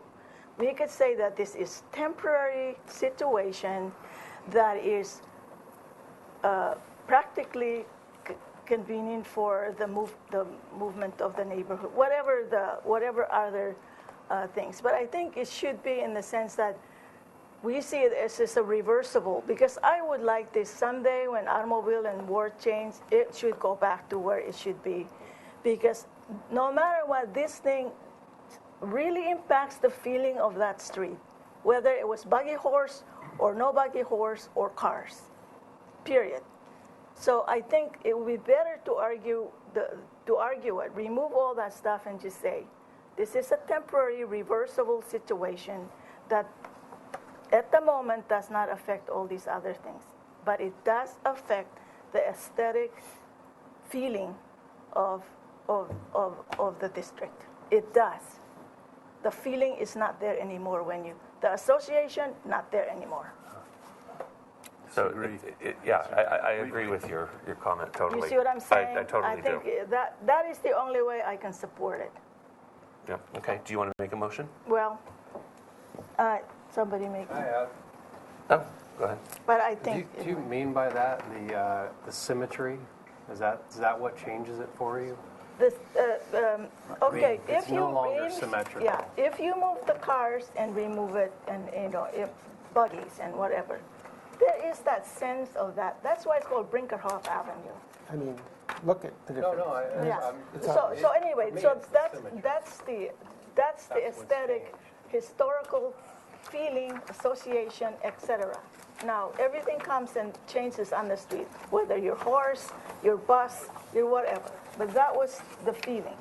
Now it's completely modern. This is a modern commercial way of doing things, which happens to be very convenient and good thing for the neighbors. So I'm not arguing over that. That is, I honor that. But I'm just saying in the report, it should be a standard, whatever standard that is, that this like a swimming pool, or like a reversible situation that can be altered in the future if the world changes or something. Okay. Mr. Chair. Yes, Commissioner What do you Lavoie. think? You going to move this along? I'm going to move this along. I'm going to make a motion to accept the report conditioned upon the following changes. Okay, you're paying attention. Page 25.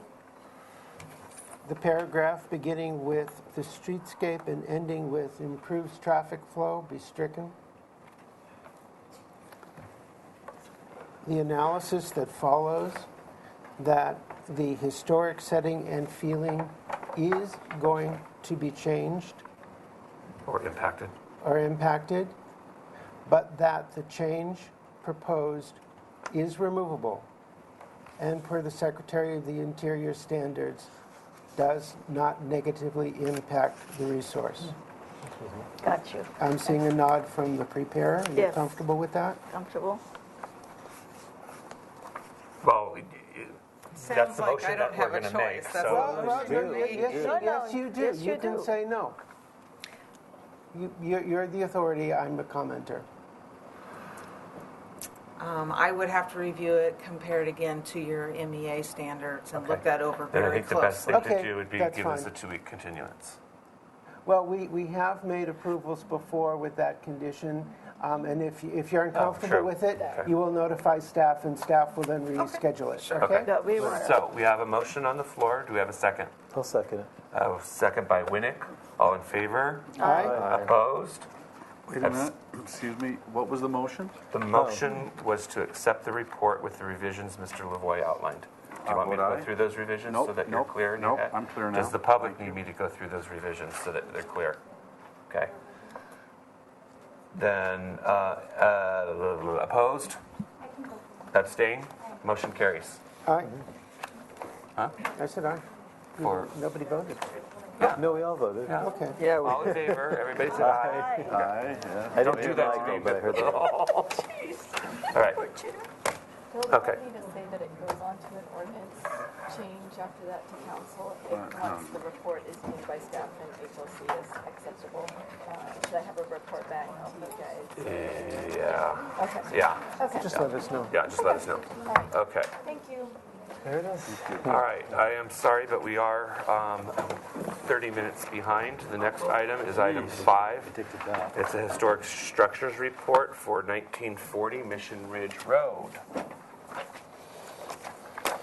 I want to thank all the members of Brinkerhoff community for coming today. We appreciate that. Personally, I think the biggest impact on Brinkerhoff is the loss of the pine trees. I think the pine trees going to palm trees is the mistake on Brinkerhoff. No, they, while I was on that street, they cut down 2 pine trees, got the city to approve it, which was unfortunate because people don't They like the have limbs the falling on their cars. pictures in there. Yeah, they don't like the needles, and they don't like the... But I thought they were much nicer. They kept them all. Okay.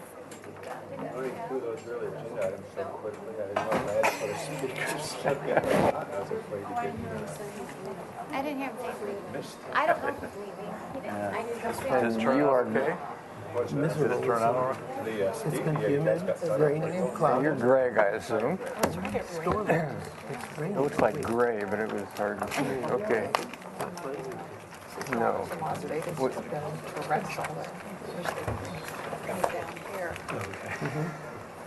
Our next item is item number 5, 1940 Mission Ridge Road. And this is a proposal for the installation of a multi-light skylight window Side on light. either side. Side light, I'm sorry. This is, okay. Well, it says, yeah. This was the description on the application that was submitted by Right. the architect. So multi-light, side light, windows on either side.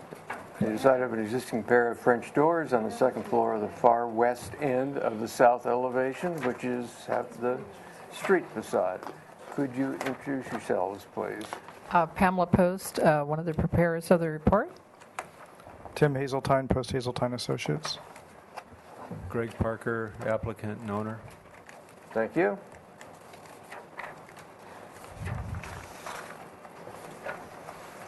Do you have any comments, Nicole?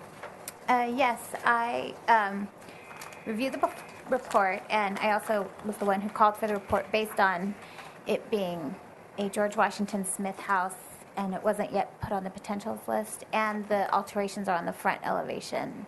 And when they become on the front elevation, we look closer at them because they start to affect the Secretary of Interior standards. So I did read the evaluation, and I do agree with the report that it meets the MEA standards for the Secretary of Interior guidelines, and that it qualifies as a city landmark. Okay, thank you. We do have 2 members of the public who have submitted speaker slips. First being Killam DeForest. Killam? Yes, an excellent report and fascinating about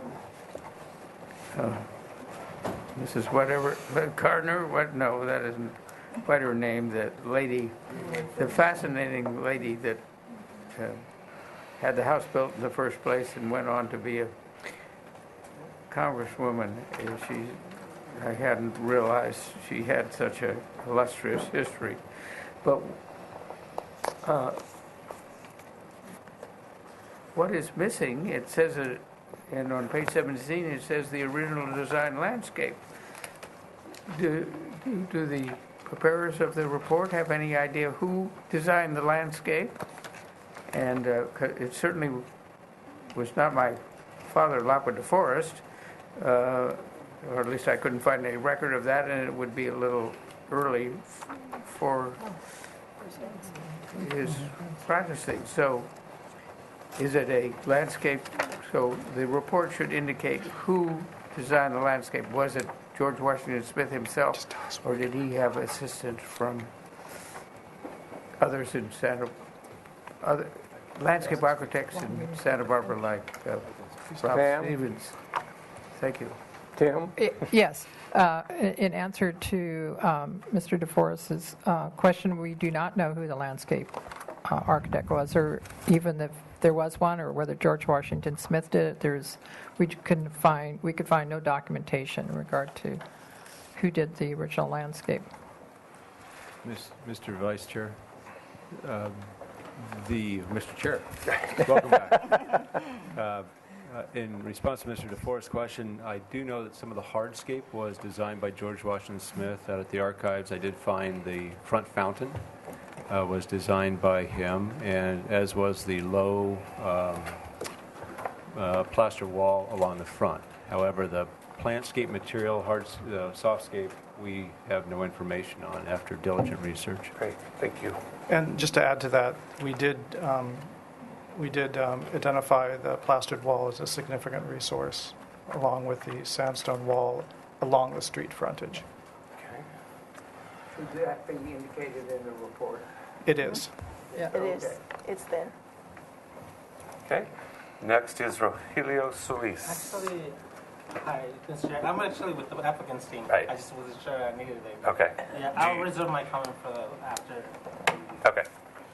So I will close public comment then and bring it to the commission for questions. Commissioner Jury, any questions? I have no questions. Commissioner Sharp? No question. Commissioner Murray? Yes, I do. Thank you, Mr. Chair.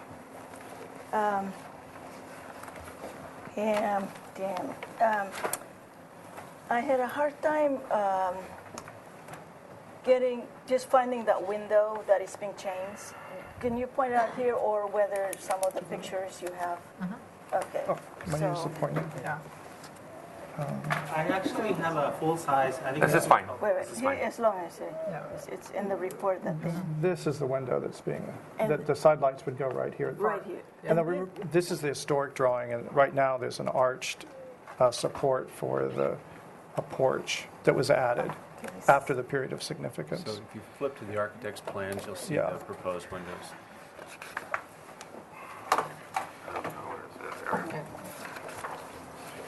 So the addition is this arch. This is already here. This was added after the period of significance, the arched opening, porch railing. So And these are the side lights right here and right here. Okay, so and you say that's the 1966 wing? No, what it is that they added the porch, and then at one time there were two windows flanking the existing set of French doors that were added in the 60s, and they were later removed, and the wall was rebuilt and replastered. Yeah. Oh, okay. Well, I think what was confusing for me is that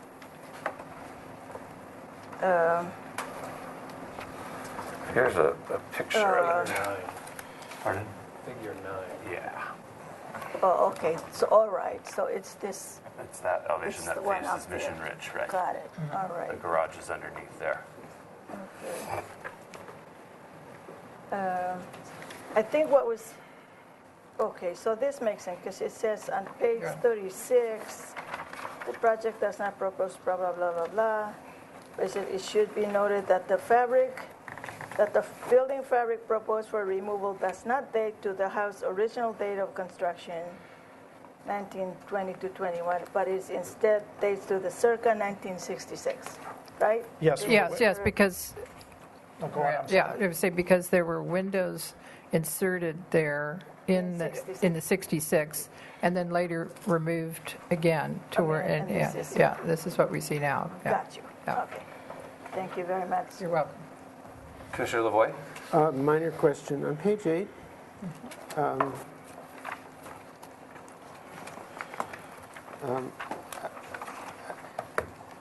Isabella, last paragraph, beginning of the last paragraph, seemed to have acquired names in her lifetime.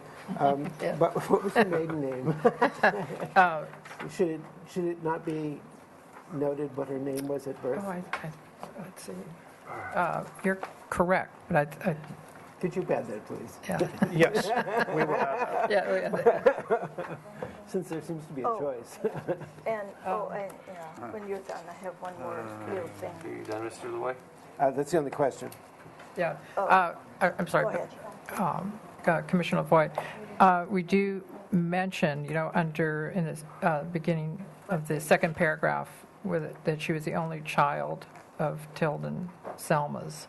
Oh, And so that was her maiden name, but we could make it clear. I could see what you're Then saying. also her mother should also have,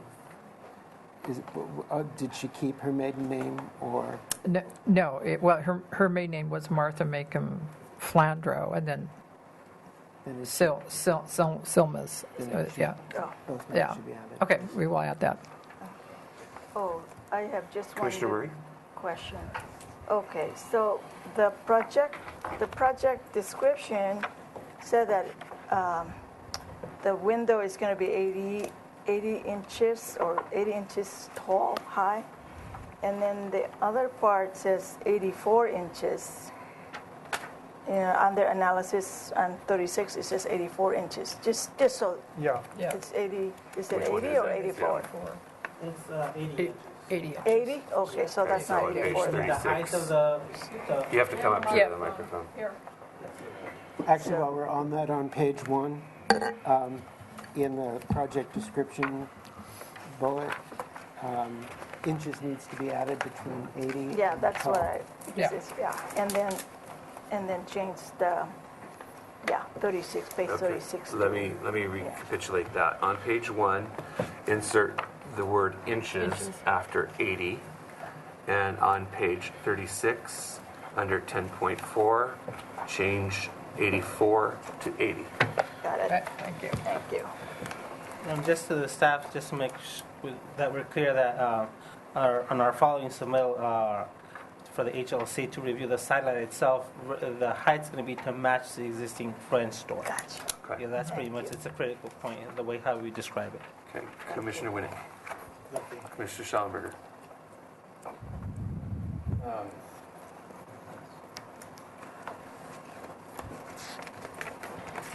Under the page 35 of the landscape features that are character defining, I know it calls out the sandstone retaining walls and stairs off Mission Ridge Road, but what about the coloring of those being painting the sandstone white? Was that original, or was that not character defining the actual color of the sandstone?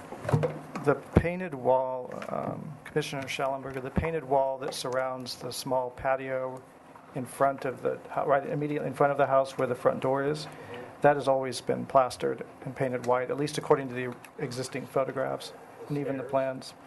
But the stairs we're calling out are a set of sandstone stairs that lead up from Mission Ridge Road. Yeah. Yeah, there are two stairs. One's no longer functional because the eucalyptus tree has grown so large that it actually blocks the top of the stair. Now we're about midway point. We weren't clear, honestly, if the tiles on the staircase that flank the garage, the one-bay garage, were original or not, because we couldn't find an old photograph of that part of the building, of that part of the property. I can speak to that. I'm asking about the straight stair right off of Mission Ridge. This here. Yeah, that flanks. Are white. Yeah, it flanks one side of Not the tile. Well, But they're He was tiled. adding. that we don't They know. have ceramic tiles inset So we weren't sure of that. into the stair itself. Just asking about the sandstone. I think I can address that. If you go to figure 6, the original stairway, this is a 1922 photograph of the house. The original stairway, if you can just see just to the left edge of that, just going down through the landscape, and the stairway was originally plastered on both sides. This I figure think he's here. talking about the one right on the You edge. can just It see the barely edge of the shows up. stairway there. The sandstone retaining wall is what you can see at the bottom of Figure 6, which is that it's being indicated now. So I think, aren't you indicating both are actually, the plaster wall and the sandstone wall and the stairway are all historical defining elements? Yes. And actually, in that photo, you can see the eucalyptus tree sort of at the top of the stairs, the winding stair. And that's sort of that tree that's grown out to be quite And a those... large And then specimen. That's right on. Sharing is Yeah. Yeah. That grew up in front of the original stairs. Right. And those stairs, those sandstone stairs that you just pointed out still exist, and we left them there. They now go right into the trunk of the tree. Figure 9. I don't know if I'm being clear. Okay. It's the painting. Figure 7, Yeah. the sandstone walls that act as railings for that staircase. Yes. Was that always white? Yes. Okay, Those were thank always you. plastered. That's all. That's all we need to know. Okay. Okay, sorry. That's okay. Any other questions, commissioners? No parallel parking? Comments? Mr. Chair? Yes, Commissioner LeBoy? I'm sorry. And is the color considered character defining? That's what as far as the report goes. That's this color right here. The white? The white. We could certainly, painted sandstone is different than natural sandstone. yes. So Yeah. We could certainly add, we could amend that to say that the color is consistent as with the historic. And I think it was more than just painting. I think it was like a slurry, stucco slurry coat on there. It's plastered. Yeah, exactly. It's a plaster. So You know, I have to ask the question. On page 11, yeah, 11. it's mentioned that Mercedes Eichholz owned the house from 1990 to 2006. It's my understanding that Miss Eichholz was a very prominent and she was a very prominent endower of the arts during that time that she was in that home. Does the commission feel that that needs to be addressed in the report? That's my question. It'd be probably more complete to include I think you're going more some complete statement. to include a little bit about Who her. she was. Just Who she was. Who she was, just because. She's married to She just Donald died O. Douglas recently. or William O. Douglas. William O. Douglas. Yeah, thank you, William O. Douglas. And that she was a supporter of the arts, a very philanthropic woman. President of the Museum of Art. Yeah. During the All time those she things. lived in the home. And All those things. Okay. Comments? Mr. Chair? Yes. When I first read the scope of work and I saw how much paper was behind it, it was one of those, oh, really? And then I started reading, and it got more and more interesting and more and more interesting and more and more interesting, more about the people than the architecture. Thank you again for a wonderful report. You're welcome. And also on page 7, I'd like to commend you on your description of George Washington Smith's work. It is one of the best broad strokes of what his work was about that I've read in a very long time, even those penned by Dr. Gebhardt. It would be worth including this description in our styles guidelines currently being drafted, because it is what his work is all about. Thank you Thank very you. much. Well, thank you. Any other comments? Yes. Commissioner Murray? I really just have to salute these two historians. It's just really great work. And I learned so much, and especially Elizabeth, which is such an incredible story. So thank you again. Thank you. And I hope you don't mind adding a little bit on. No. Thank you. It will be Not at so all. complete. Mr. Chair. Commissioner Schallenberger. Yeah, I would also just like to thank the applicant. I mean, if take a step back, the scope of this project is 2 little side lights on the side of a French door. and this is the report. So if there's ever any question whether proper review is put into protecting our historic resources, this should be a good example of Thank you. how we do things. Commissioner Schallenberger, I appreciate that more than you know. Anytime you own a house like this, you want to do it right. And if Thank doing it you right so much. requires a report, you do it right. And I actually learned I knew a lot about it, but I learned a lot from the report. The one thing I would ask, though, we have to go to 3 public hearings for 2 lights. We have to be here. We have to go and get a zoning modification because the Mission Ridge setback nips the corner of the house. And so if the wall wasn't 19 inches thick, I would have been clear. And now I have to go zoning modification. And then I have to come back here because you guys can't actually rule on the window until so we've got 50 pages, we have, all the stuff, and then 3 hearings. So I'd appreciate it if the panel would be so inclined, if you could recommend that mod be approved, because that's where we head next. And then if we could even be on a consent agenda when we come back, if you're so inclined, not to anticipate. We can't recommend the mod. We may be able to support it, and the person that's going to make the motion needs to refer to the blue sheet. But that's not for the historic structures report. So let's move Mr. Parker along as fast as we can. Move to accept the historic structures report with the addition of biographical information. Okay, we had a motion by Lavoie, second by Drury. All in favor? Aye. Opposed? Abstain? Do we don't want to send a recommendation? Not yet. Not yet, okay. No, because we're looking at the project Right, next. right. Yeah. All Okay. Next item on the agenda is item 6. It's 1940 Mission Ridge Road. This is a request by staff to add the structure to 1940 Mission Road to the city's list of potential historic resources. Ms. Hernandez. Based on the evidence of the report, we feel this should be added to the potentials list because of its eligibility as a landmark. So moved. Second. We have a motion by Lavoie, a second by Drury. All in favor? Aye. Opposed? Abstain? Motion carries. And I apologize, we are about 50 minutes or 40 minutes behind. I'd just like to have I have a question of staff. Okay. Before you say anything. What about this modification? It's an existing structure? Well, actually, I brought a plan for the same purpose. I don't think we should be discussing that at this point. I can ask staff a question now. I believe he was just asking why it needs a zoning modification. Right. Because it's an intensification of you're putting an opening into the setback. So it's a very tiny little corner within the front setback, and then the majority of it's in the interior setback. Okay, And it's just zoning. Yeah. If any, you can't put a new window opening or a door in the setback. So it requires a zoning modification. Okay.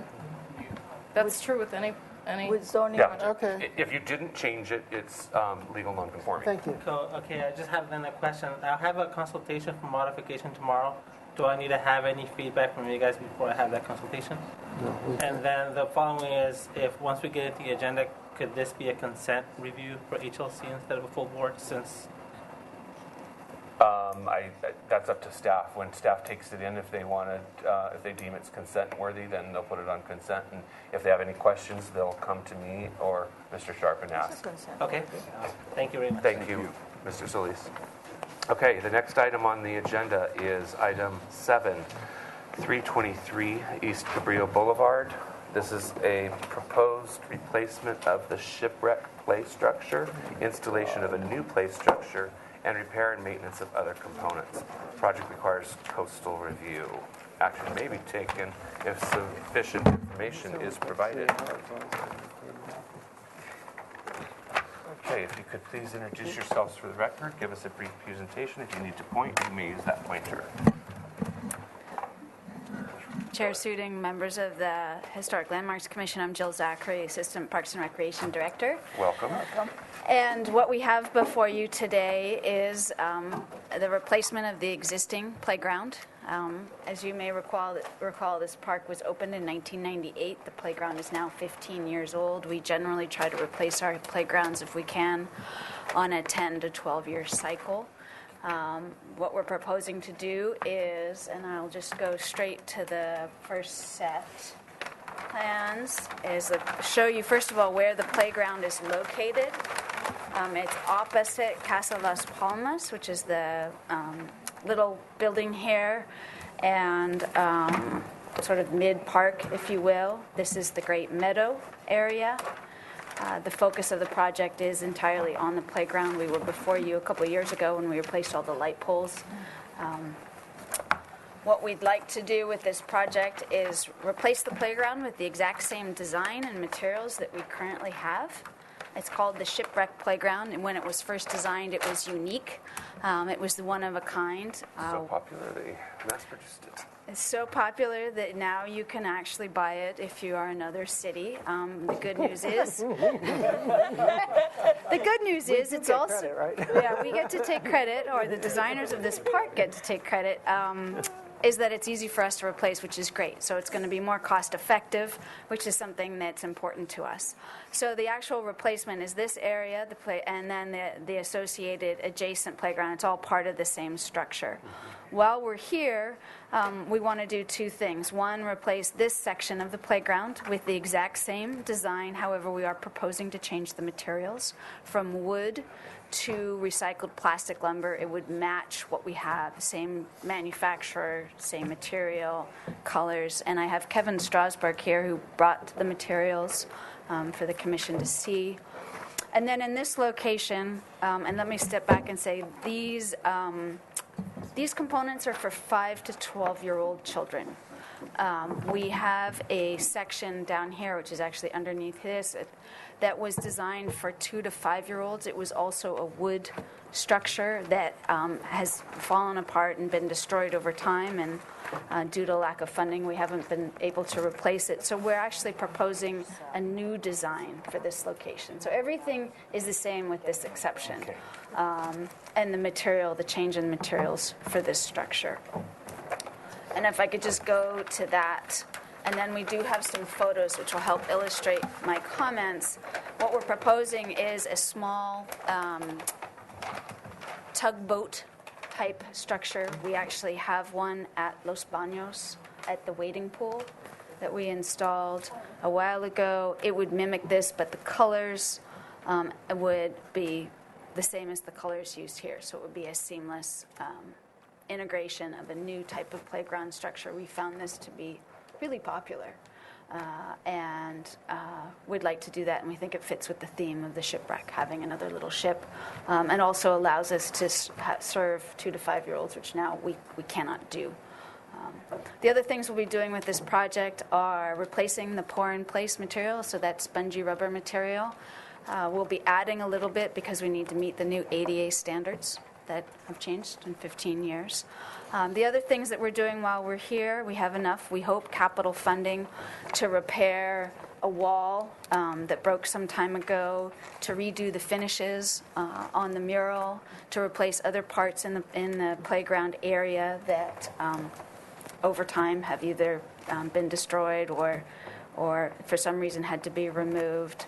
And then we also would like to add some concrete over by the new playground and a second bench right now, so that there would be more opportunities for parents and families to actually watch their children. I'm just going to put this on screen real quick. Recycled lumber, plastic. So these are the existing colors that we currently have at the shipwreck structure, and we're proposing to replace with the exact same colors. The colors that we would use in the new structure would be the same colors here. And so it's essentially those 3 versions. And then this material is what would be used for the gangplank area instead of the wood. What is this? This area, this material is for this section of the playground. And if we turn to the photos, it'll be easier for you to see. Can they be the same? They could. This matches what we currently have, and this sort of matches what we currently have. So that's how we picked those colors. It's a weathered. It's not redwood. It's probably fir or something like that. Composite. It's plastic. I'm sorry. Composite. Okay. So. Essentially, this is what the shipwreck looks like. This material here would be this material here. Mm-hmm.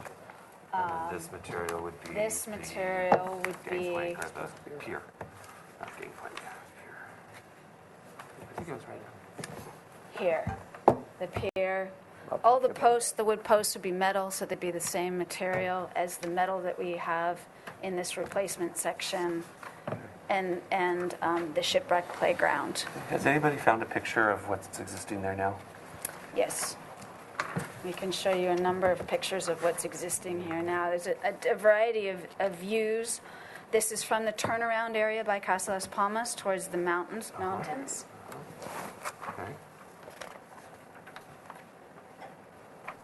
And this is Looking back at the back end of the shipwreck. looking at the back end of the shipwreck. Okay. This is looking, trying to get oriented. The shipwreck. I From think, the is other here. side, from the eastern side of sort of from the Great Meadow, the edge of the Great Meadow. So there's a more close-up of the shipwreck. So that's the shipwreck, and again, it would be essentially the same Okay. there. That's the back end of the shipwreck. Yes. Or what do they call it? The bow. This is what used to be at the original 2 to 5 year old playground area, and we basically have one structure that's remaining. One of the things that we found is as actually it wasn't that popular with 2 to 5 year olds as well, and so part of our objective is how do we make the kids enjoy the playground more. Here is the existing pier that we would replace with this material instead. Okay. All right. And then these are the other improvements. We would redo the mural. The original artist would work with us on that. So everything else would look exactly the same. And then this is the small area where we would add, extend the concrete and put a second bench in. It's the same. It's the same bench, or are you going to use a Same different bench. Existing bench already in the park. And then just repair some other of that repairs stuff. that we're doing. Okay. And I think that completes. I would say that Santos Escobar Parks manager is here, as well as Ken Brown, who's responsible for doing all our playground structures. If you have any questions about the structures That must be a fun themselves. job. All right. Public comment. Seeing no public, I'll close public comment and bring it to the commission for questions. Commissioner Schellenberg, you have any questions? Just for staff, what's the maximum level of action that can be taken? Can we do PDA and final? Yes. Okay. Commissioner Winnick? Good question. Commissioner Lavoie? No questions. Commissioner Murray? Commissioner Sharp? No. Commissioner Drury? Comments? Anyone? Anyone? Mr. Chair. Yes, Commissioner Lavoie. I remember the original discussion, and while probably none of this really fits the guidelines, when it was originally designed and there was a request or the idea was floated that the fact it was a Spanish galleon, that it was at least a nod to the intent of the guidelines, and we found it acceptable back then, and I still find it acceptable. I would recommend that we approve it and move it on its way. So, second. So we had a motion by Lavoie, a second by Murray. All in favor? Aye. Opposed? Abstain? Motion carries. There you go. Thank you for waiting.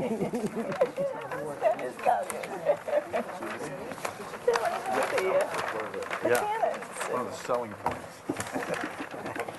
It took us meeting after meeting after meeting.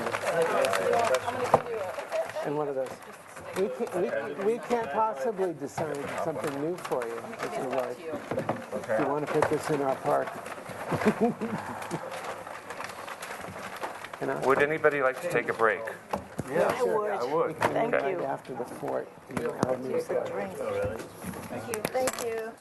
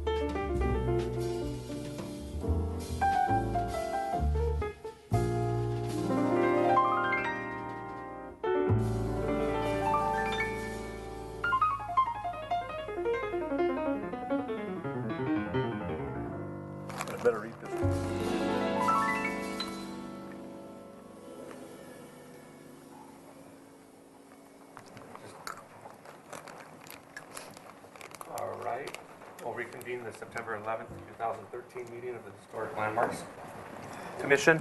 The next item on the agenda is a discussion item for 500 block of East Sola Street, item number 8. This is a discussion about a proposal to install engraved sandstone neighborhood identification markers, historic Bungalow Haven, within the roundabout located at East Sola and Olive Streets. Okay, we have an applicant, Mr. Sean, if you'd please introduce yourself. Okay, yeah, my name is Joe Ruchon. I live at 607 East Sola Street. And this is kind of a neighborhood pride project. It's what we're looking at are sandstone markers. That I have a couple. I have some more pictures here.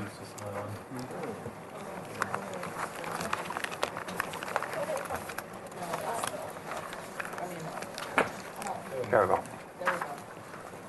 In the neighborhood, which is near the top of the list for a consideration as a historic district, but it's been kind of recognizable by this name, Bungalow Haven District, for quite some time. There are 3 roundabouts that just so happen to be located at different points in the perimeter of the proposed historic district. Everybody seems to hate their roundabouts, or most everybody. But we thought one of the things that would help was put something in there that somebody likes. And everyone in the neighborhood seems to like the idea of a marker. And what we have depicted here is a mock-up that we made out of wood and sandstone and stucco and sandstone colored paint. It met an unfortunate demise, but we used it as a mock-up. The city streets division agreed to donate us pieces of sandstone, which were formerly curbstones, pardon my voice, that they've accumulated. And one of the pieces that seemed an appropriate size for this particular roundabout, we modeled this mock-up after. There are 3 roundabouts, and we had, what we'd like to do are put markers in each one of them. But they're kind of expensive to do, and we're going to have to raise some money.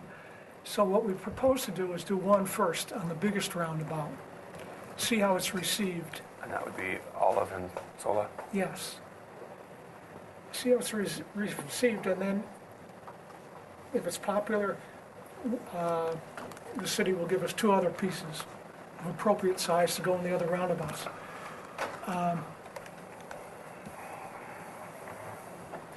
The expensive part of it, the city is going to give us the sandstone and schlep it to the place where it gets engraved and then onto the site.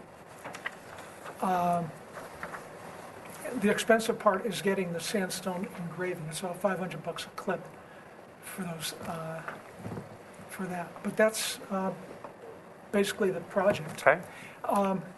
We're seeking to put the first one in the large roundabout, and then in the future do the other 2. And I didn't know how to. I'd like to be able to get approval for all 3 of them, so we don't have to go through jump through the same hoops 3 times, if that's possible, feasible, or makes sense. Staff, is that possible? Oh yeah, it was agendized as such, okay. Then I will, if you're all finished, I'll open public comment, and I have 1 speaker slip from Wanda Livernoy. Oh, and I had one quick comment. Oh, okay, go ahead. Staff was thought it might be better to put these in, or to suggest putting them in once the historic district is adopted, waiting until the final adoption. When is that? What timeline is that? We're hoping within the year, but I can't guarantee it because it has to be approved by council, and we still have to do that ordinance amendment. Okay. That would give them time to raise money. That was our only comment. We support the project. All right, Ms. Livernoy. That's on? Good. Hi. Wanda Livernoy, 533 Brinkerhoff. I'm just here to support this potential event. Sometimes when you're involved in a neighborhood, something that's relatively small really cements the whole place. And I think all of the Bungalow Haven people are doing such a good job that sometimes you need to give them that support in the beginning. Not once they have 600 buildings, but in the beginning, getting the first thing done. So that's what I'm here for. Okay. Thank you. Thank you, Mr. Livernoy. Closing public comment and moving it to the commission for questions. Commissioner Schellenberg, any questions? One for Nicole. Is there precedent for this around the city? No. Around Santa Barbara, no, but in other communities, historic districts have all sorts of different signage and markings to distinguish them. And then this is a roundabout, so there's 4 approaches. How did you decide which approach to have it face? We were originally thinking that this was going to be cheap, and we're going to put 3 of these stones, with the same engraving on them, facing all the streets that enter the neighborhood. But then we kind of thought about it, and it would be kind of cluttered, first of all, and then it would be prohibitively expensive, second of all. So we decided to, on the Olive and East Solar Street one, face the marker west, because that's where most of the traffic will come into the neighborhood. And the other 2 are simpler, the one in Alta Vista, and so the only people coming into the neighborhood would be coming down Alta Vista, so we'd be facing up that way. And the Victoria one faced down Alta Vista. Okay. Thank you. Commissioner Winnick, any questions? No questions. Commissioner Lavoy? No questions. Commissioner Murray? No. Commissioner Sharp? None. Commissioner Drury? No. I have a question for Mrs. Hernandez. We've been calling, or people have been calling it Historic Bungalow Haven for quite some time now. Is there any chance that that name would change by adoption of the resolution, do you think? No, we're proposing to call it the Bungalow Haven Historic District. It would just be official by council rather than Okay, what because we I already would know hate to by. have them spend the money and then somebody changes the name, No. or that the name needs to be changed and we have some pushback because we already have these markers. I mean, No, that's how we proposed it when we when we put them on the potentials list. okay, very good. Whatever Let me finish with my questions. And this is a question for you. Have you explored any other type of engraved lettering, say, I don't know, brass lettering or even hand chiseled lettering? No. No, okay. We went with this, we've seen markers on different houses that have the address and so forth, look really attractive. It just seemed to us it was the only way of doing it. Okay. Maybe it's not, but Okay. Commissioner Schallenberg, any comments? Commissioner Winnick? I think it's a nice thing to do. I personally don't like the roundabouts, as you pointed out, but many people don't. But I think if the roundabouts are there, this seems like a nice way to announce the neighborhood. Okay. Commissioner Lavoy? A couple. When I first saw it, forgive me, but it reminded me of a tombstone. A what? A tombstone.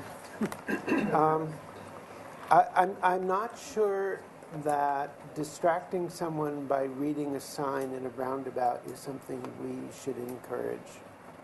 I think there are better ways to mark the neighborhood. Marking the neighborhood, I think, is a great idea and very supportable. And it should happen only after City Council actually makes it an historic neighborhood. That is their power. We shouldn't jump the gun or tie their hands in it. But once they do that, to mark the neighborhood should be done. I'd like it better if it more matched other historical markers in the town, which typically are tile and or bronze for state markers. And I'm thinking of the city I live in has all of their neighborhoods designated, the historic neighborhoods designated with a small addition to the street sign that fits on top that marks the neighborhood. So whenever, and some of these neighborhoods are side by side, so that when you pass from one to the other, you know by reading the street sign that you're both in that neighborhood and what neighborhood it is. And they usually include some type of a form graphic, a little piece of metal that fits on top of the street sign, probably made by the people who make the street signs. And it's a great way of marking the neighborhoods and knowing where you sort of are, and applicable in all, basically to mark both the boundaries and the interior of the neighborhood, and applicable in other neighborhoods that don't have roundabouts. And we're about to create several of them in the city.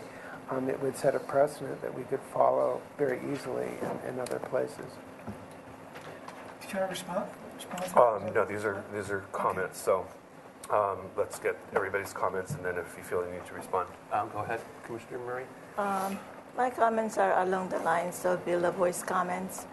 I sort of, the roundabout putting there is sort of celebrating the roundabout for me, which I don't like. It's so temporary, but I really would like a sort of formal, fitting the neighborhood, not just for cars, but for pedestrians, for as soon as you enter the neighborhood, you're feeling you're at sacred grounds kind of thing. So I would prefer not in the a roundabout, but somewhere in Commissioner Sharp? street signs or. I think it's a good idea. I think the location is very subtle, yet there.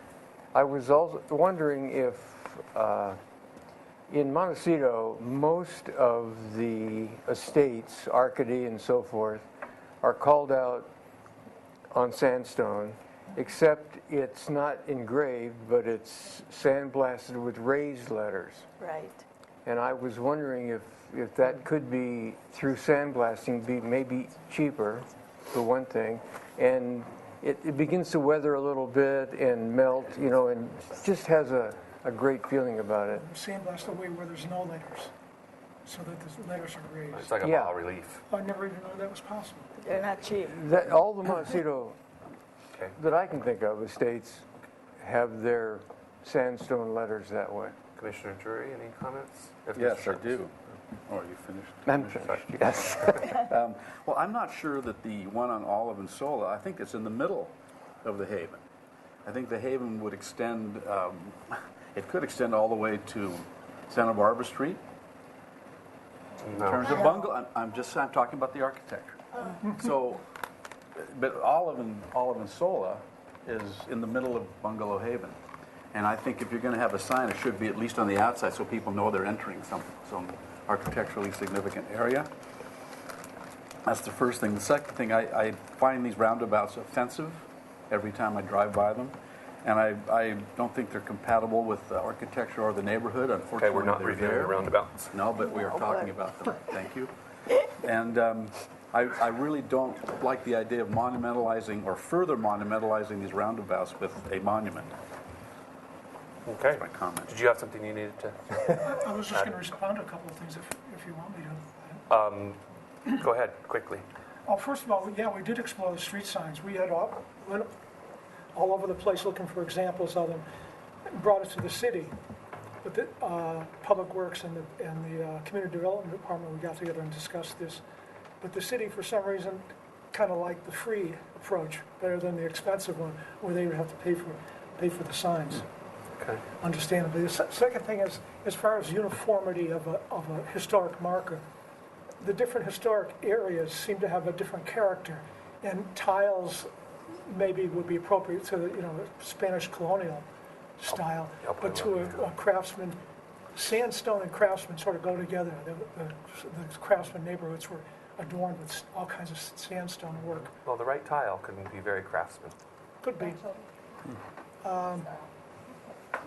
As far as the name, Bungalow Haven, even before the historic district thing idea was floated, the neighborhood association named itself Bungalow Haven Neighborhood Association. So this is more than, rather than strictly being a geographical delineation of an official area, it's just sort of there in the general area. It could be passed for something that identifies the general area. All right, thank you. Yes. I passed on comments, but I think I need to be a voice of dissent a little bit. I had asked the question about precedent within the city. Just I already knew the answer, but it was sort of a rhetorical question. And I guess the reason is I'm not generally in favor of this type of identification of neighborhoods in general. I kind of like it that you live here and you know that it's this area because you live here and or you grew up here and you're part of the fabric of the community, and that's why you know what neighborhood or what district you're in. This identification thing is sort of a thing where maybe it's good for tourists to identify where they're at, but I don't know that we need to dress our neighborhoods for tourists. You know, maybe that's where the commercial portions come in. But it seems like if you're talking about historic setting and historic precedents, it's not what we do here. So we're talking about changing that, and if this becomes the genesis and then it mushrooms from here, I just wanted to state that opposing view, I guess, for further discussion in the future. I would agree with you, Commissioner. All right, we have a late public speaker slip, so I'm going to open public comment again, and we have one from Callum DeForest. Mr. DeForest. Thank you. As someone who fought these roundabouts from day one, I concur with the idea that they should not be memorialized, and I'm awaiting the day when they'll be removed. So I hope these signs should be removable, and I haven't heard that they shouldn't be, permanent, set in stone. So please consider that there is a hope by many that the roundabouts might be taken away, since they're really not, in my opinion, don't work. Thank you. Mr. DeForest. And we'll close public comment, bring it to the commission. Is there any more discussion on this? More comments?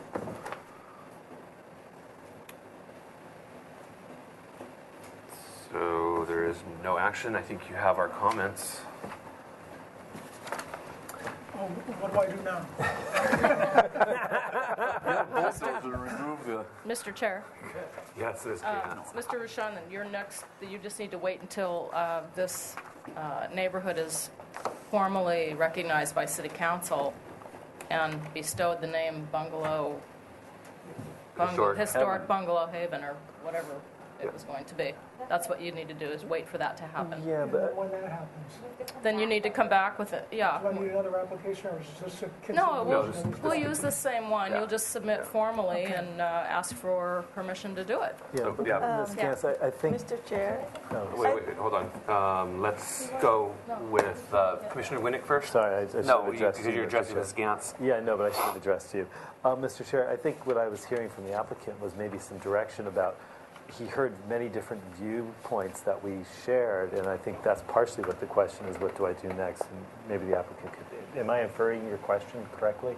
Did you just want to know technically what to do, or did you kind of want to get a sense... No, procedurally, I was curious what Oh, well, then procedurally they answered your question, but I do have a feeling that we gave you a mixed bag in terms of a sense of what to do next. That's what this discussion is. I mean, I don't know that I need to call for a consensus because we're not taking action on it. I understand. He can watch the videotape if any of the comments were not clear. I mean, if he can't remember what they were. Yeah, no, I didn't think that was... No, I agree. It was a mixed bag. You know, it was all over the board. But since it's discussion, that's what we did. We discussed it. But I think, Mr. Chair, before, I think that because they need to raise money and all this stuff, I think they need to to know whether, number one, is this feasible in the way it is in the middle of this roundabout? I will not say I'm not supporting it, because I don't want it to be in the roundabout. So if they go forward and raise money on that, that's not going to work. So I'm just saying, I think they... Okay, should we take a straw vote? We need a little direct, don't you think? Yeah, I think... Don't you think? That's fine. I think the applicant can review the comments and decide for themselves. Okay, well, unfortunately, you're not the chair, so... Look, you said you were the dissenting opinion. Oh, my goodness. impeach the That's chair. never No, happened before. I think we do have to give. Watch the what you applicants- ask for. All right. Be very All right. careful. We do need to give the applicants some direction. So, all in favor of or who could support the sign as presented? No commissioners can support the sign as presented. You're going to have to come up with a different solution. Can I propose a different question? Sure. Who can support the idea of identifying the neighborhood? I can. Yeah. So I think that's important to know that. Okay, so there's 2 straw votes. Yeah. Okay. Did you get that? Okay. And Except my dilemma is, about what? Can you support the sandstone, and just not in the roundabout if you found another location? I could support Don't have to sandstone. say I could Monument support. sign, that's- Yeah, I could support tile. I could support wood. Another thing I could support, just you see this in other cities and neighborhoods, there are actually plaques that are put on the buildings that are historic. And you actually identify the neighborhood by the house. oh, we're doing that too. And each of the homeowners do that. And that, in many ways, That to me helps is more- define the district. Yeah. That Okay. to me is more appropriate. Sorry, I'm muted. Yeah.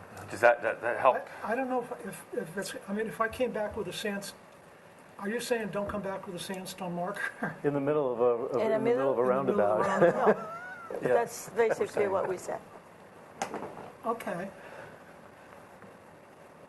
But on the other hand, please understand, we're loving the idea that you guys love your neighborhood and really want to, honor that neighborhood, and that you're really pulling together as a community to support your neighborhood. Yeah. All of that, we're We very support the supportive. concept, like that We second straw support vote. marking the neighborhood. Yeah. Second straw vote was, who can support marking the neighborhood. Some did not support the project. Well, the second straw vote was who could support marking the neighborhood in some way, and I think you could I did support not it. support it. Right, okay, so, Yeah. and Nor does Commissioner Schaumburg. Sheldon Okay, may be on the let's fence. move on then. Good. All right, the next item on the agenda is item 9. This is a review after final for 33 West Victoria Street. Where's that? When are we going to get something to really chew on? This is a review after final of exterior color selection. This requires historic resource findings, so whoever's going to make the motion, pull out your cheat sheets.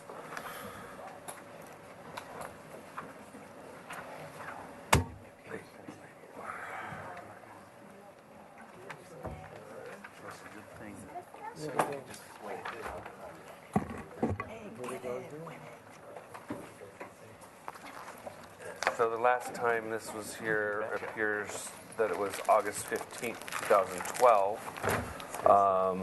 Remember the date. It was a motion for final approval of the details with comments and conditions. The proposed planters acceptable in material and style. Exterior colors based on Scheme 3 shall be pursued as the most acceptable for a Tudor revival style of architecture. And then the applicant agrees to a time certain commitment of 3 months to make a presentation to the HLC for proposed exterior painting colors. So if you could please introduce yourself for the record and give us a brief presentation. Jason Curry, project manager with PMSM Architects. Welcome. Derek Weston, a member of the board of Ensemble, chair of the capital campaign. Welcome. Thank you. So we've brought a color scheme today that we'd like to present to you. And what we would really like to put forward is keeping the existing color scheme.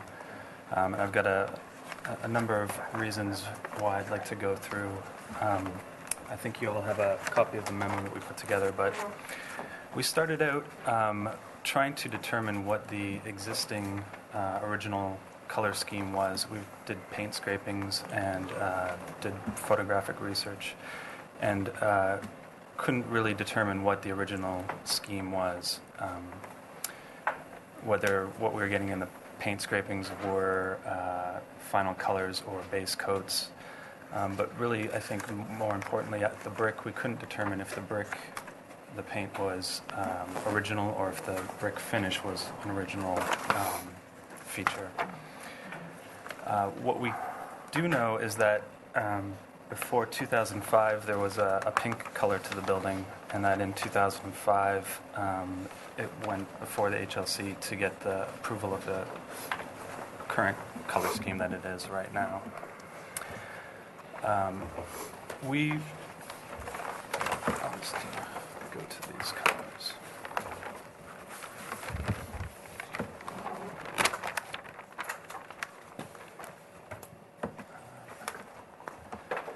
So these are a few different colors that are selected based on close matches to the existing building.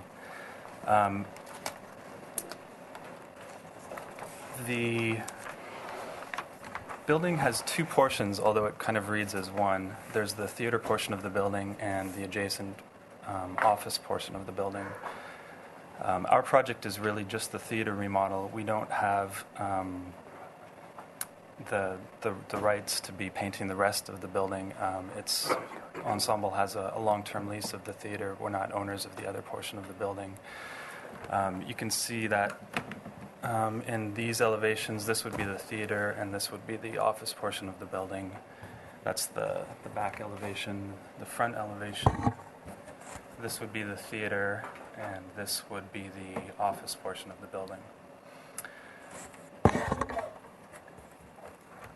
So we think that it would be strange to have the building in two different colors, have a Gothic Revival type scheme for the theater and then have the blue portion for the existing office building. And we don't really have a control over the office portion of the building. We've also gotten estimates of what it might cost to do the office portion of the building, and there's a lot of detail to it, so that it's tens of thousands of dollars added to someone else's building that we're not that they'd be having to do if we went to a different scheme. We do have someone from COM here today who would like to come up during the public portion. Those are main, just kind of overall reasons. Some design-related reasons for keeping the existing scheme. We have restored the existing stained glass windows in the building, and we've also put in provision to light up the large stained glass windows that are right now covered up on the inside for the theater. So we've gone to a great length to restore this historic feature.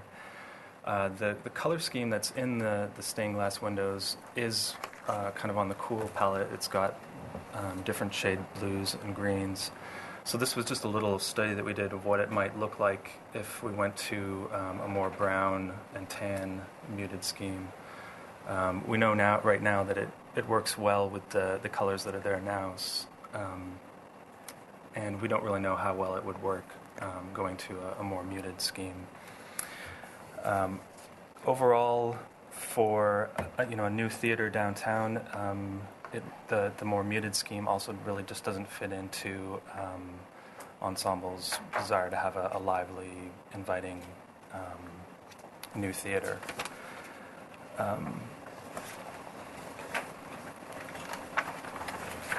Maybe I can just go through the color boards a little bit. This is, let's start with the front elevation.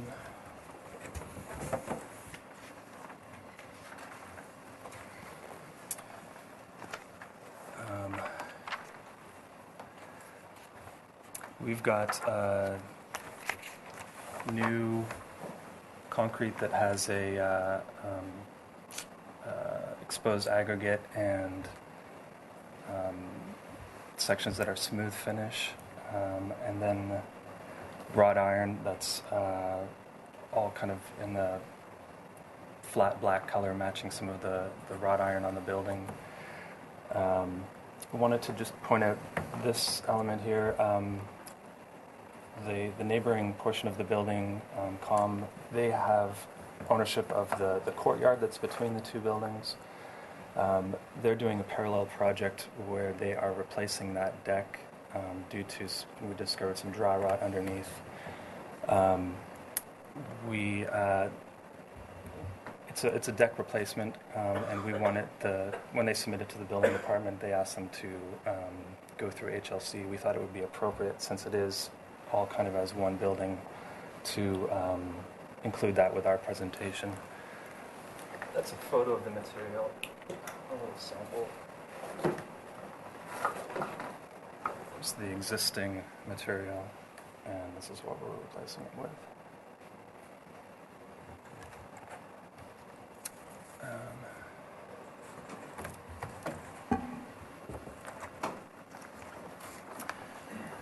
Have here elevations of the back side of the building, the south side of the building that faces the parking lot, with some of the door hardware and light fixtures that are going in to match. Those color samples up in the corner there.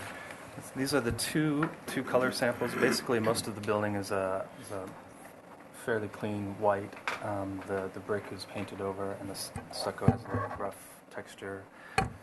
And these are the two bluish gray colors and black. That's throughout the building. Do you mean to add any comments on the transitional? Yes, thank you. One other design. Do any of the commissioners feel that they need to take the color samples into the sunlight? Okay. No, they look good. And you've seen it on the building, so. I've seen it in the building. Yeah. One other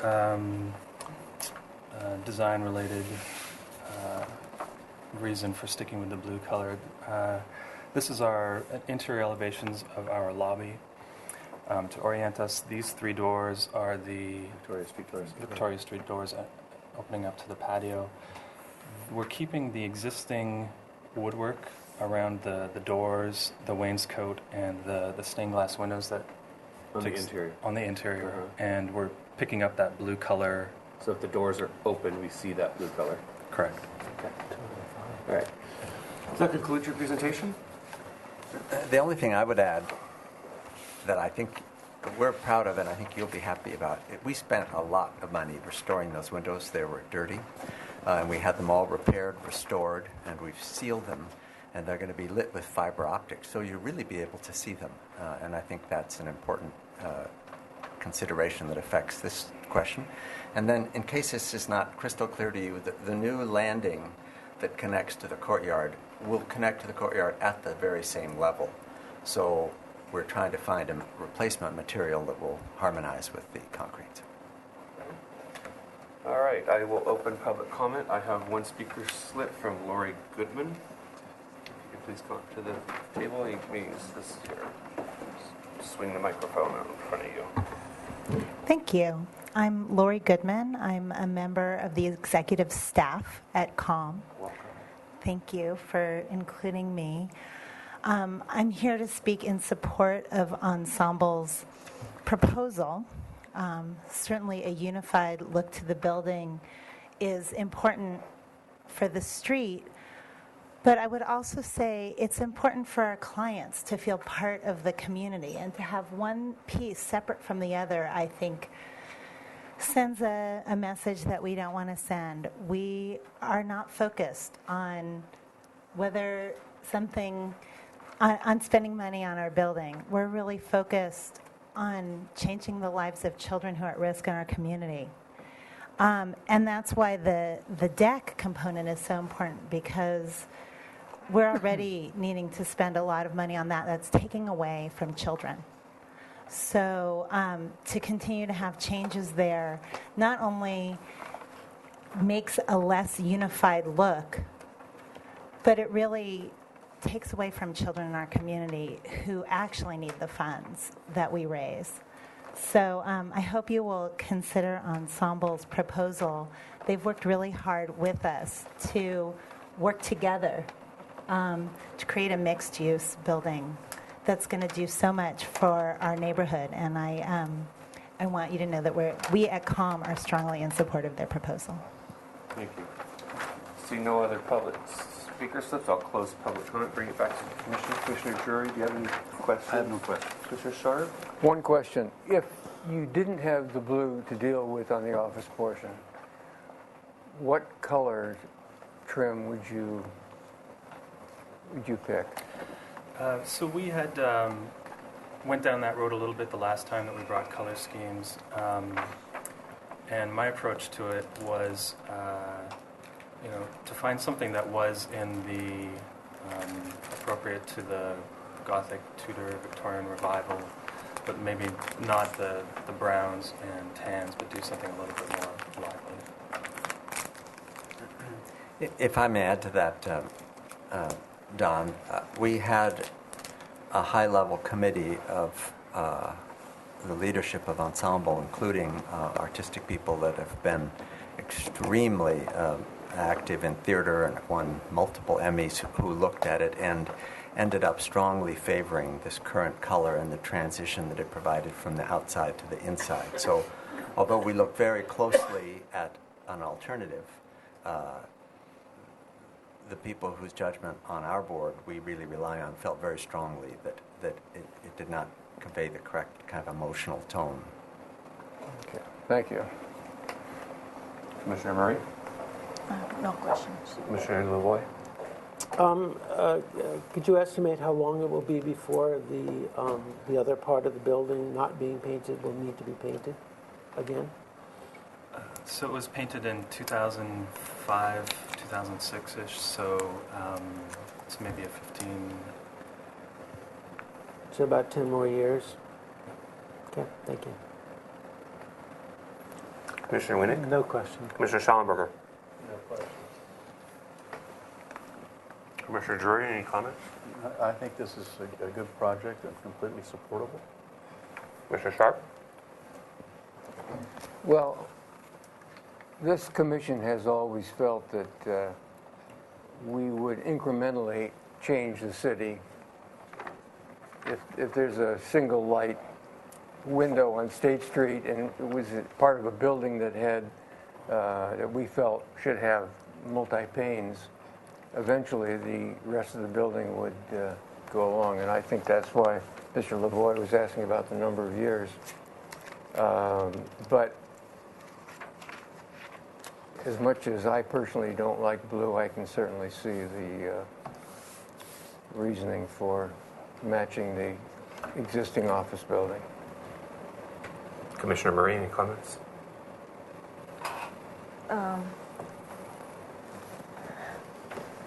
I'm hearing the comments from COM and comments from even though blue is really the wrong color for this architecture, and that's kind of hard to really but I can see that it's harmless right now, and I do want to say that it should be in the record that the next time this thing gets to be painted, it needs to be painted, that it must return to its appropriate architectural paint colors. Okay. Commissioner Lavoy? I hate the color blue. You what? I You hate just that like color the blue. color blue? Well, then you better get changed. Shirt is almost... That's your shirt. That's silver. When I see these paint colors, I know the painter artist who picked these colors out in the early 1980s. A young man named William Williamson, who went about town painting trims around windows and doors and colored an awful lot of the downtown in very 1980s colors. And that's what I see when I see these colors. There is nothing Tudor revival about them. And all of the other colors that you have proposed, on the colors with the comparison on the windows, that brown is the Oxford brown that was used in the Tudor revival. Whether you paint the building white or cream, I think is an option. White probably would have been historic. But the blue, no. And if you want to establish an identity for this is a new theater, we have just fixed this place up, we have dumped a whole lot of money in a commendable project,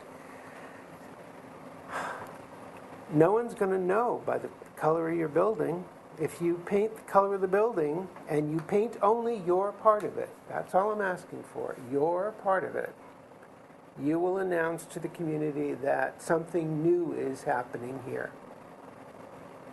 Otherwise, everyone else will just drive by and go, Where'd they spend all the money on?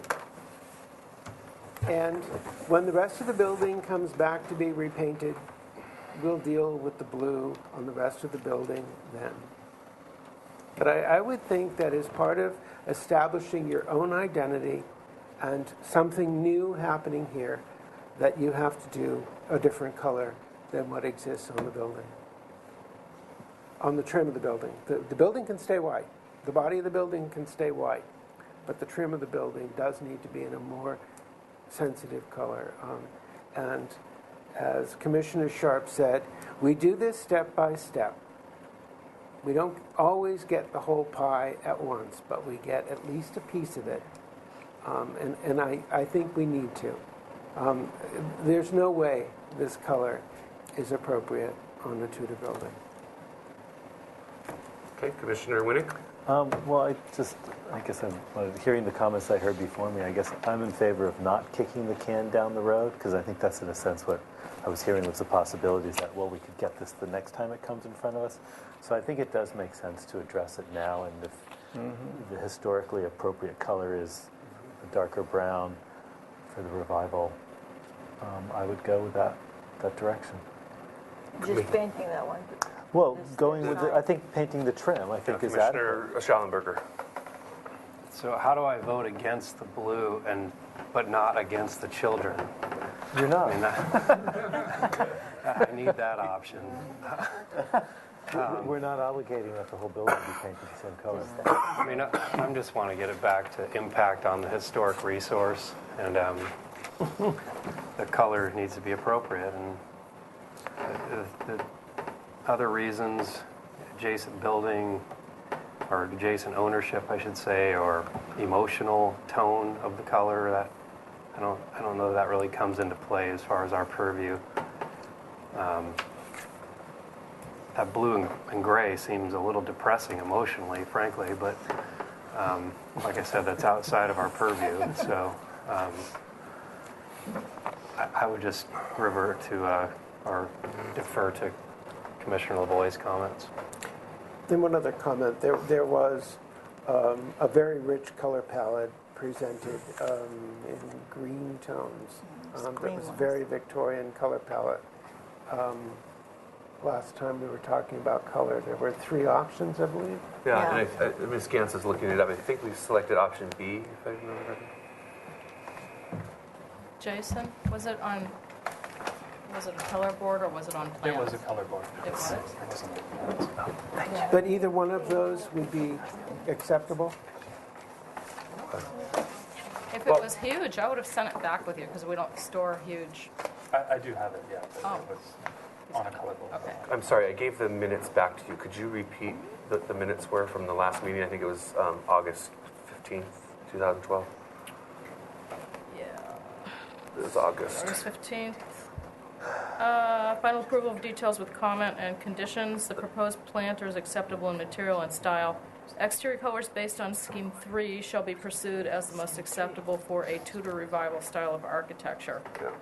So whatever Scheme 3 was what we felt suitable. Then we don't have a record of Scheme 3.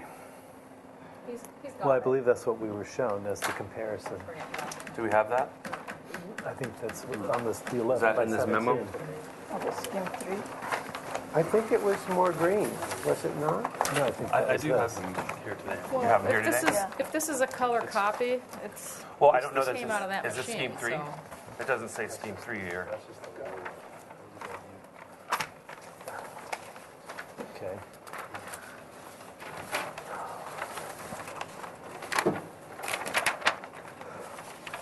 And this was the Victorian. Yeah. And this was the... No, it's actually not the same one. I don't remember that being Yeah, I remember that. that yellow. Yeah, That was it the was. Victorian one. And we thought it was too Victorian. Yeah. That we thought the brown was more The Tudor. brown was more. That would make sense. Okay. So, okay. Any other comments? What's the pleasure of the commission?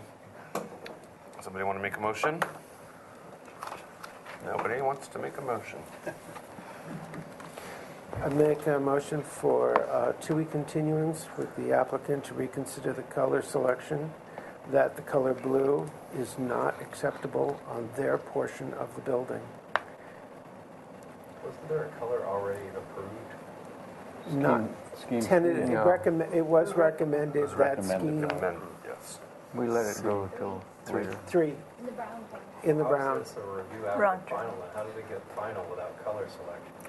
We pulled that out. postponed it. We pulled it out. Conditioned it. Part of the motion. Yeah. We wanted the building. So we had a motion by Lavoy, Second. second by Drury. All in favor? Aye. Can we? Opposed? We'll do that next. Abstain?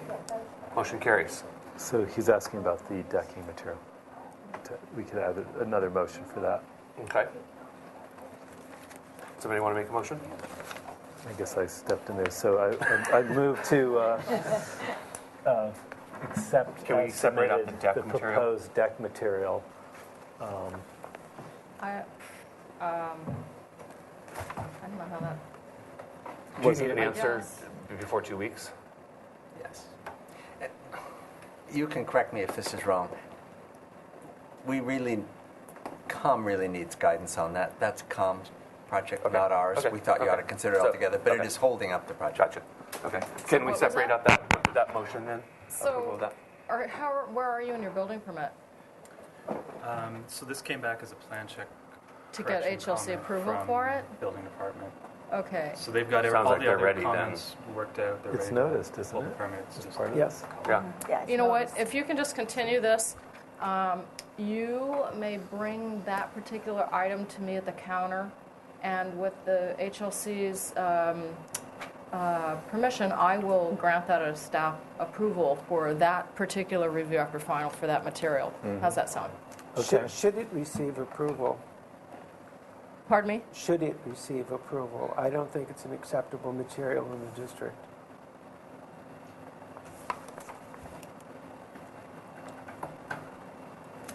But there's a motion on the table, Mr. Chair. But I would need to know from you if it's something that, There's a motion on the table The motion is to accept the material. well, we didn't specifically address the material of the deck. We were specifically addressing the color of their portion of the building, and that's what your motion was. Well, Do you want to add to that motion something to address this? We can't do that. Separate. There's two motions. There was Commissioner Winnick suggested a second motion separate. the motion right now is to continue it for 2 weeks. That's the motion. Correct. Not including the deck? No, it includes the deck, really.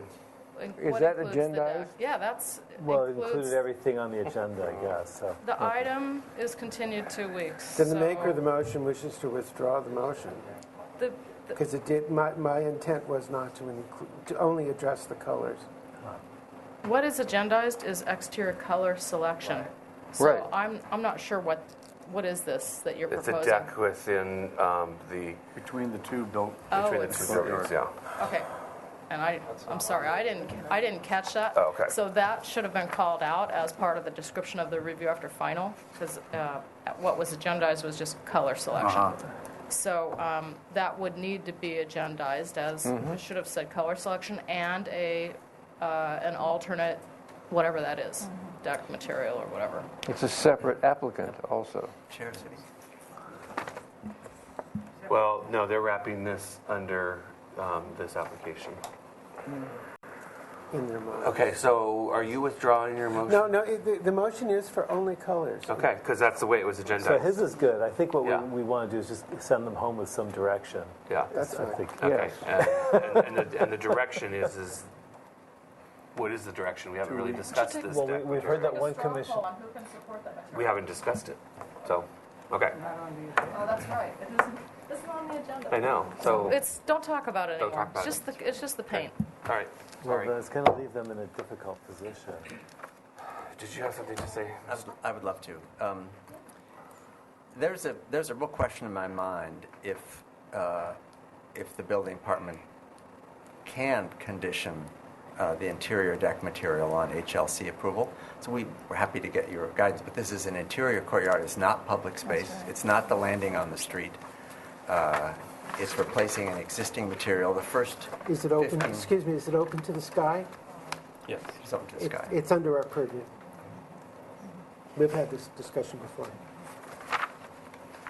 Okay, so there you have it. You have a 2-week continuance to restudy the colors on your portion of the building, right? And I think I already called the question, Yeah, you did. so. What question? Well, apparently we don't have an action item, Phil. So even though I made a motion, I don't believe the motion is able to be sustained. No, not your motion. What question? Mr. Lavoie's motion. We already answered that. I know, We all voted in so we're favor. done. Yes. There is no second motion. Right. So it's Yeah, continued 2 we're weeks done. for the paint, and Mr. Curry needs to submit a separate review after final or revise this one, and it will come out on the agenda in 2 weeks. Right. With the inclusion of the decking. Right. Or some Okay. So we're done. alternative. We're done. Is that it for tonight? No, there's something that was inserted in place of the museum. Faux painting in Michigan. Consent agenda still. Faux painting in Michigan. Yeah. Oh, you showed me. Read it. Seriously? Do you know that the stonework up on top of the tower is all faux painted? Right now, No, I didn't. Not that. Okay. That's hilarious. Discussion before. And I sat here going, On the resubmittal I used to go to church there. And David Ortiz. That's fine. This isn't my. Far enough away. It goes with the color. Well, it's like St. Peter's is all Scaliola. You gotta resolve that one at home, I guess. I mean, it's marble. All right, the dust, next but it's item not on the marble. agenda was referred to the full board from the consent calendar, and that's item G on the consent calendar, and that's 2201 Laguna Street. This is a proposal to reconstruct the edge of the horizontal cornice of the building facade with restoration mortar, repair corroded rebar at facade and bell towers, pin cracked limestone veneer at the east elevation, and repair limited portion of the upper areas of the facade and bell towers to reestablish a moisture barrier. Also proposed is the Convento exterior finish replacement. This is a city landmark, a state historic landmark, and is on the National Register of Historic Places, Mission, Santa Barbara. This project requires findings for alterations to a city landmark and it requires historic resource findings. If you could please introduce yourself for the record and give us a brief presentation. Hello, Commissioners. Thank you for having us today. I'm Catherine McGee. I'm with Chattel Inc. and I'm consultant to Santa Barbara Mission. Welcome. Thank you. And I'm Tina Foss. I'm the Museum Director and Cultural Resource Manager of the Mission Landmark. You're the crypt digger. Sort of. Never heard it put that way.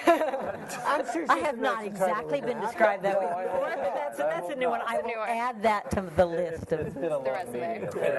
Yes, I yes. apologize. I didn't mean that It's okay. in a offensive way. Mr. Chair. Yes, okay. We don't dig them up. We yes. just preserve them. Let's hear from the consent This calendar. project did come before consent, and my feeling was that due to the importance of the building, it should come before the entire commission. Just for your edification, for any suggestions that you may have to better their solutions, not that it's too likely, but just so that we're all educated in the world of preservation on such a very, very important building. Was there one thing in particular that stuck out at you? No. Okay. The processes, the way of penetrating sealers and so forth, it's very interesting. Okay. If you'd like to give us a presentation, would the commission like a presentation on this? Yes. I Sure. think Right ahead. we only spent a couple minutes. Okay, so go right ahead. So for the church project, in March of this year, approximately 6-foot length of the edge of the horizontal cornice over the main entrance fell spontaneously. And so because this sort of jumped up as an immediate life safety issue, we had our conservator and structural engineer who are already working on our larger package of grant projects look at this right away. And so they got up close and removed any loose material and wire brushed the surface to make sure nothing would fall right away. And did research looking at the historic 1950s drawings from when the facade and towers were reconstructed, ultimately determined that the material that fell was a result of moisture and the underlying rebar being closer to the surface of the concrete than how you would build something today. We haven't had any rain in Santa Barbara. So I'm sure it's been something, in the works for a while that wasn't noticed until the material fell. So this prompted the team to look at, to see what other issues there may be because of this deficiency. And so we have 4 aspects of the project we're proposing. One is to remove the remaining length of the piece of the cornice and just the skinny edge of the piece that fell, not the entire, cornice, but just this skinny edge. And so there's some close-up photos where you can see the damage.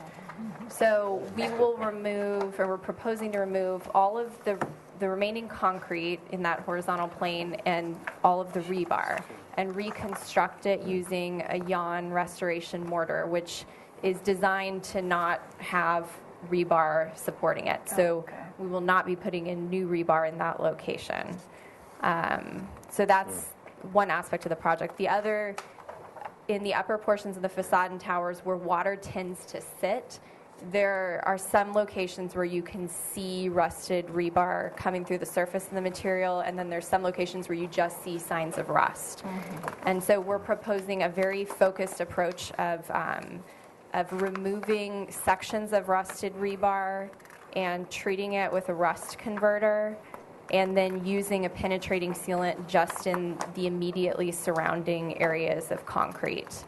And then to reestablish a moisture barrier for the upper portions of the Mission Church, we would be repainting just from the column capitals up and not the flat faux finish surfaces where we're not really having problems, but areas where water tends to be collecting. So that will include the bell tower domes, basically anything painted kind of that salmon color from the column capitals up.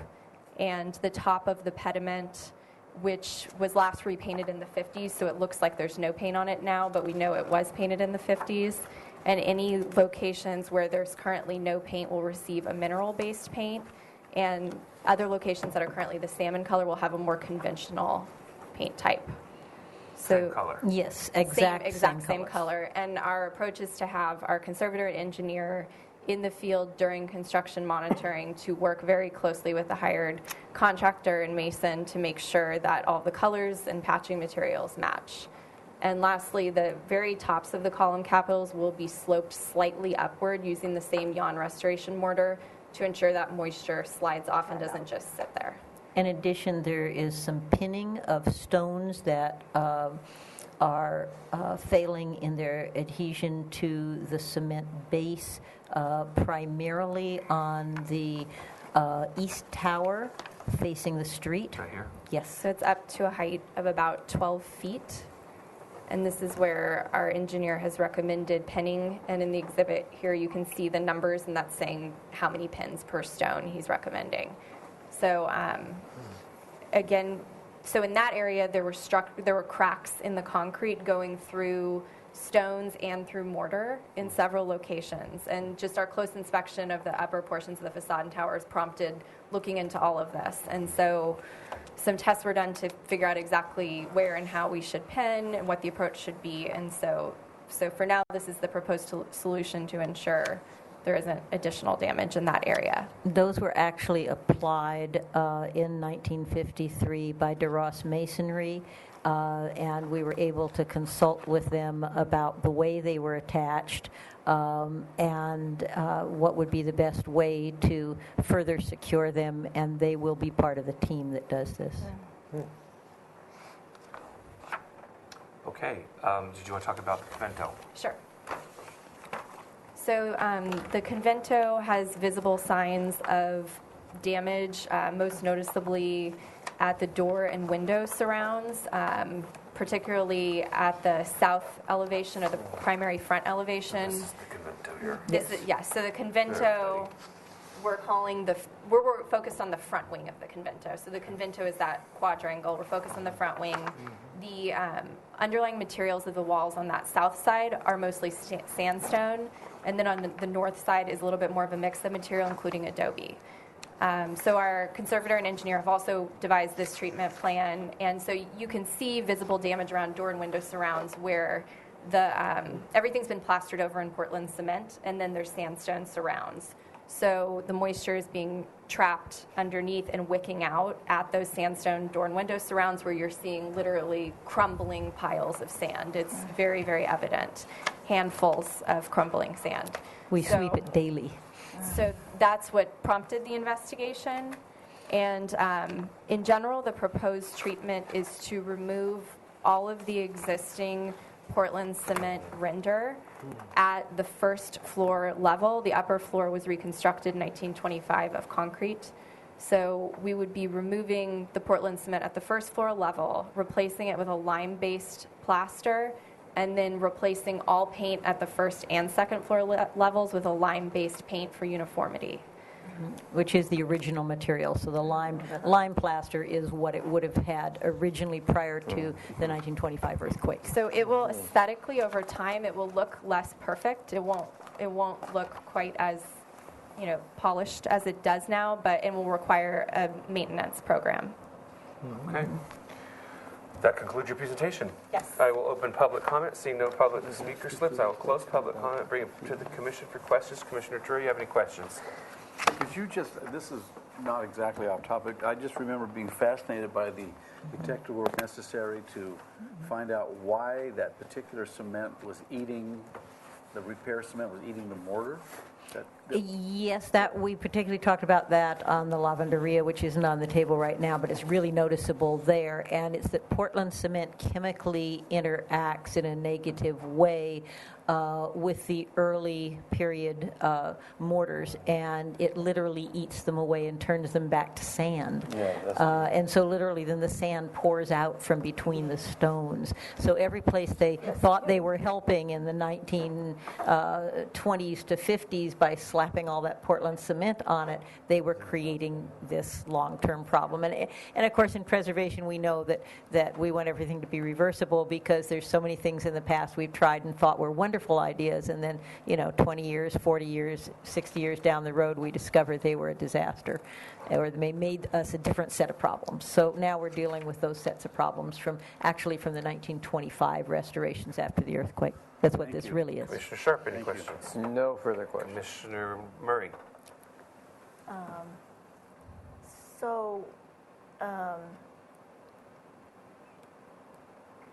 Do all the engineers and everybody's you're working with, which is absolutely impressive, is there a sense that this will really correct the problem for a long time? Especially the wicking of the moisture and all that. With regard to the church project, I would say this is an extremely focused project on the life safety issue with the cornice falling and doing what we can under our current grant to provide a moisture barrier for the upper portions. I don't think it's the only problem to be corrected at the church in the future probably, but it does address the things that we see as being of most immediate concern with moisture and material failure. And then in terms of the convento, we will also be doing some work at the interior because where we're seeing material failure at the exterior, we're also seeing some moisture problems at the interior. So we're also having a plumber do investigations of historic plumbing and or aqueduct lines that may be running underneath walls where we're seeing damage at the interior. We've kind of had a recent breakthrough in realizing that one of these lines is literally directly underneath an interior wall that goes beneath the concrete floor slab. So water could be collecting under there and coming straight up. So there are other issues we're working out, but a program of ongoing maintenance is what will be, I think, critical to making what we're doing at the first floor work long term. Yeah. It's a complicated building, so there is a lot. We didn't expect the church project to happen. Yeah, so it sort of interrupted other things, but it's a necessity. Commissioner LaVoy, any questions? No questions. Commissioner Winnick, any questions? Who's on the phone? My daughter. Okay. Commissioner Schallenberger, any questions? Just on the veneer pinning, you'll actually see the pin heads. Is that correct? No. How are they concealed? They will be set in, and then an exact match of tone and yan plaster that's being used above will cover those pins on the stones. Otherwise, we'd end up with a kind of polka dotted surface, which would be visually very, I think, jarring.